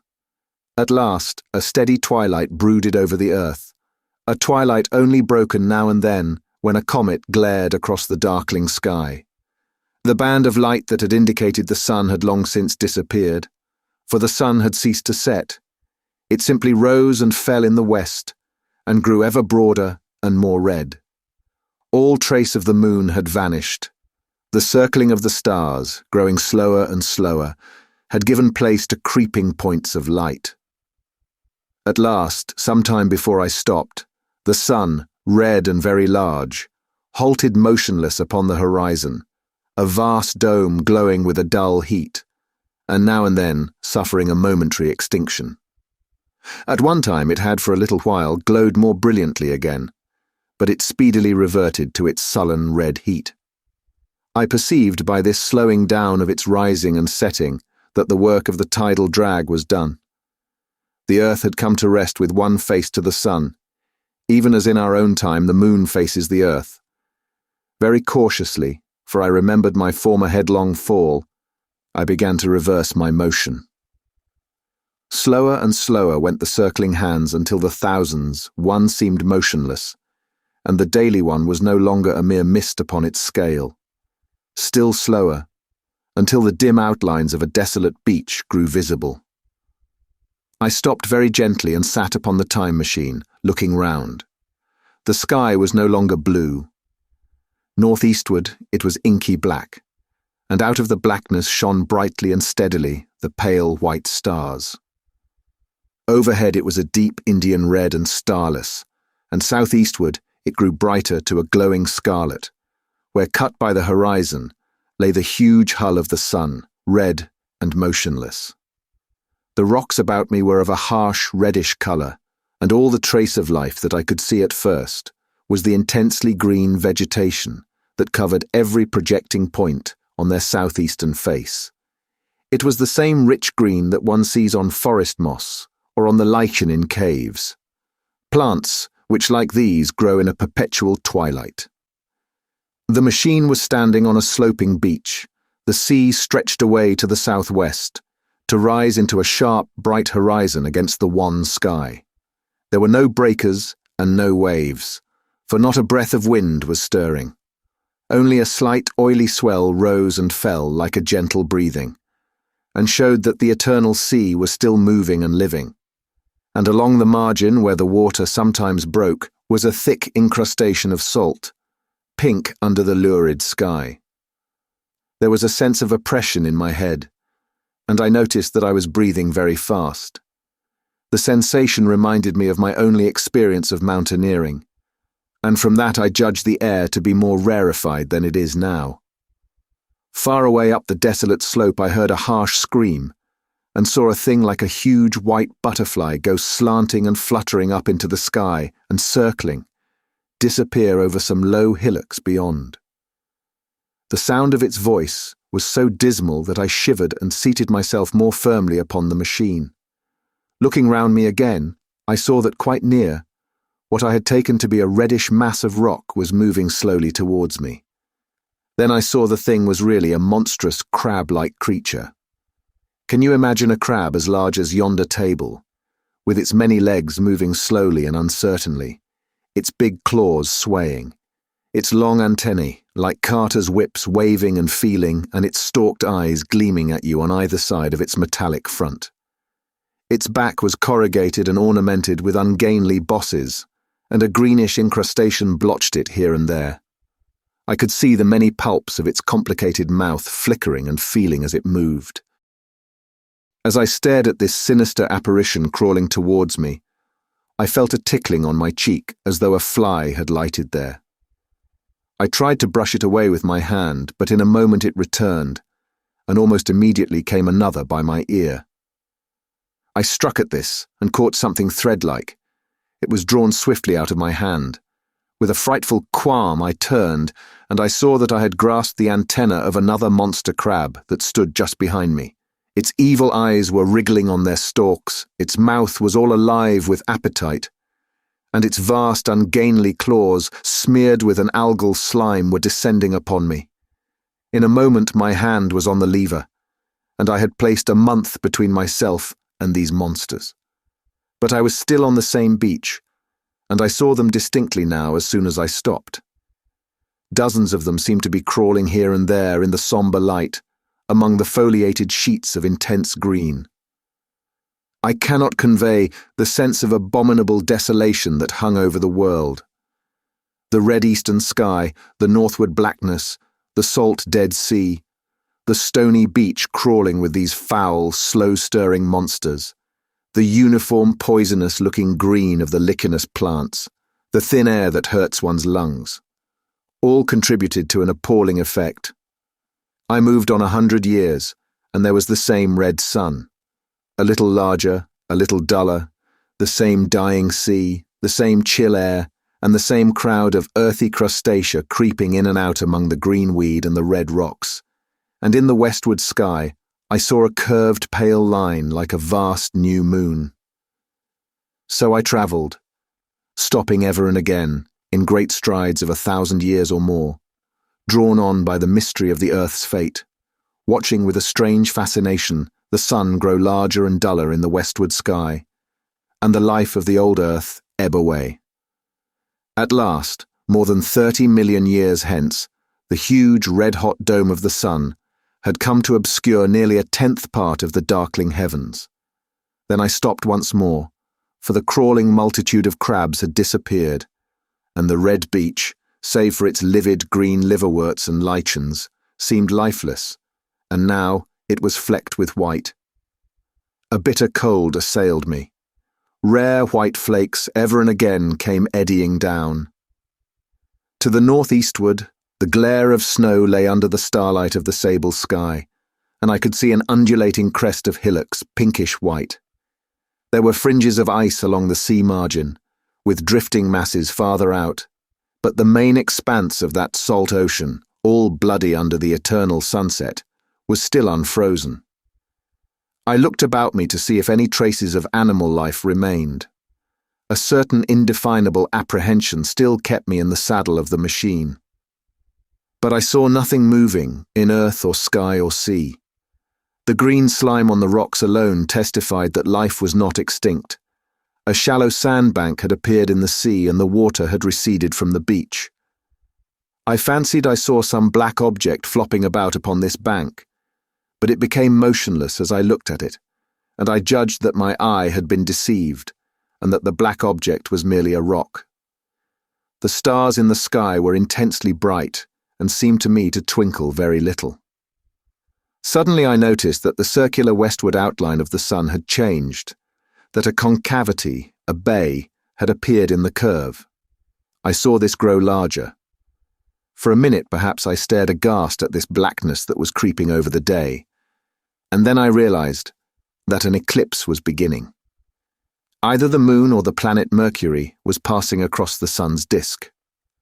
Naturally, at first I took it to be the moon, but there is much to incline me to believe that what I really saw was the transit of an inner planet passing very near to the earth. The darkness grew apace, a cold wind began to blow in freshening gusts from the east, and the showering white flakes in the air increased in number. From the edge of the sea came a ripple and whisper. Beyond these lifeless sounds the world was silent. Silent. It would be hard to convey the stillness of it. All the sounds of man, the bleating of sheep, the cries of birds, the hum of insects, the stir that makes the background of our lives, all that was over. As the darkness thickened, the eddying flakes grew more abundant, dancing before my eyes, and the cold of the air more intense. At last, one by one, swiftly, one after the other, the white peaks of the distant hills vanished into blackness. The breeze rose to a moaning wind. I saw the black central shadow of the eclipse sweeping towards me. In another moment, the pale stars alone were visible. All else was rayless obscurity. The sky was absolutely black. A horror of this great darkness came on me. The cold that smote to my marrow, and the pain I felt in breathing, overcame me. I shivered, and a deadly nausea seized me. Then, like a red-hot bow in the sky, appeared the edge of the sun. I got off the machine to recover myself. I felt giddy and incapable of facing the return journey. As I stood sick and confused, I saw again the moving thing upon the shoal. There was no mistake now that it was a moving thing, against the red water of the sea. It was a round thing, the size of a football perhaps, or it may be bigger, and tentacles trailed down from it. It seemed black against the weltering blood-red water, and it was hopping fitfully about. Then I felt I was fainting. But a terrible dread of lying helpless in that remote and awful twilight sustained me while I clambered upon the saddle. Chapter 15. The Time Traveller's Return. So I came back. For a long time, I must have been insensible upon the machine. The blinking succession of the days and nights was resumed. The sun got golden again, the sky blue. I breathed with greater freedom. The fluctuating contours of the land ebbed and flowed. The hands spun backward upon the dials. At last I saw again the dim shadows of houses, the evidences of decadent humanity. These too changed and passed, and others came. Presently, when the million dial was at 0, I slackened speed. I began to recognize our own pretty and familiar architecture. The thousands' hand ran back to the starting point. The night and day flapped slower and slower. Then, the old walls of the laboratory came round me. Very gently now, I slowed the mechanism down. I saw one little thing that seemed odd to me. I think I've told you that when I set out, before my velocity became very high, Mrs. Watchett had walked across the room, travelling, as it seemed to me, like a rocket. As I returned, I passed again across that minute when she traversed the laboratory. But now her every motion appeared to be the exact inversion of her previous ones. The door at the lower end opened, and she glided quietly up the laboratory, back foremost, and disappeared behind the door by which she had previously entered. Just before that, I seemed to see Hillier for a moment, but he passed like a flash. Then I stopped the machine, and saw about me again the old familiar laboratory, my tools, my appliances, just as I had left them. I got off the thing very shakily, and sat down upon my bench. For several minutes I trembled violently. Then I became calmer. Around me was my old workshop again, exactly as it had been. I might have slept there, and the whole thing have been a dream. And yet not exactly. The thing had started from the southeast corner of the laboratory. It had come to rest again in the northwest, against the wall where you saw it. That gives you the exact distance from my little lawn to the pedestal of the white Sphinx, into which the Morlocks had carried my machine. For a time, my brain went stagnant. Presently I got up and came through the passage here, limping because my heel was still painful, and feeling sorely begrimed. I saw the Pall Mall Gazette on the table by the door. I found the date was indeed today, and looking at the timepiece, saw the hour was almost 8 o'clock. I heard your voices and the clatter of plates. I hesitated. I felt so sick and weak. Then I sniffed good wholesome meat and opened the door on you. You know the rest. I washed and dined, and now I'm telling you the story. Chapter 16. After the story. I know, he said after a pause, that all this will be absolutely incredible to you. But to me the one incredible thing is that I am here tonight, in this old familiar room, looking into your friendly faces and telling you these strange adventures. He looked at the medical man. No, I cannot expect you to believe it. Take it as a lie or a prophecy. Say I dreamed it in the workshop. Consider I have been speculating upon the destinies of our race, until I have hatched this fiction. Treat my assertion of its truth as a mere stroke of art to enhance its interest. and taking it as a story. What do you think of it?" He took up his pipe and began, in his old accustomed manner, to tap with it nervously upon the bars of the grate. There was a momentary stillness. Then chairs began to creak and shoes to scrape upon the carpet.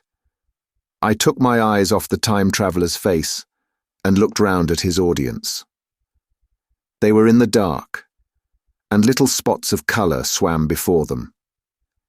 The medical man seemed absorbed in the contemplation of our host. The editor was looking hard at the end of his cigar, the sixth. The journalist fumbled for his watch. The others, as far as I remember, were motionless. The editor stood up with a sigh. "What a pity it is you're not a writer of stories," he said, putting his hand on the time traveller's shoulder. "You don't believe it?" "Well, I thought not." The time traveller turned to us. "Where are the matches?" he said. He lit one and spoke over his pipe, puffing. "To tell you the truth, I hardly believe it myself. And yet—" His eye fell with a mute inquiry upon the withered white flowers upon the little table. Then he turned over the hand holding his pipe, and I saw he was looking at some half-healed scars on his knuckles. The medical man rose, came to the lamp, and examined the flowers. "The gynaeceum's odd," he said. The psychologist leant forward to see, holding out his hand for a specimen. "I'm hanged if it isn't 1:15, said the journalist. "How shall we get home?" "Plenty of cabs at the station," said the psychologist. "It's a curious thing," said the medical man. "But I certainly don't know the natural order of these flowers. May I have them?" The time traveller hesitated, then suddenly, "Certainly not." "Where did you really get them?" said the medical man. The time traveller put his hand to his head. He spoke like one who was trying to keep hold of an idea that eluded him. "They were put into my pocket by Wiener when I travelled into time." He stared round the room. "I'm damned if it isn't all going. This room and you and the atmosphere of every day is too much for my memory. Did I ever make a time machine? Or a model of a time machine? Or is it all only a dream? They say life is a dream, a precious poor dream at times. But I can't stand another that won't fit. It's madness. And where did the dream come from? I must look at that machine. If there is one." He caught up the lamp swiftly and carried it, flaring red, through the door into the corridor. We followed him. There, in the flickering light of the lamp, was the machine sure enough, squat, ugly, and askew. A thing of brass, ebony, ivory, and translucent glimmering quartz.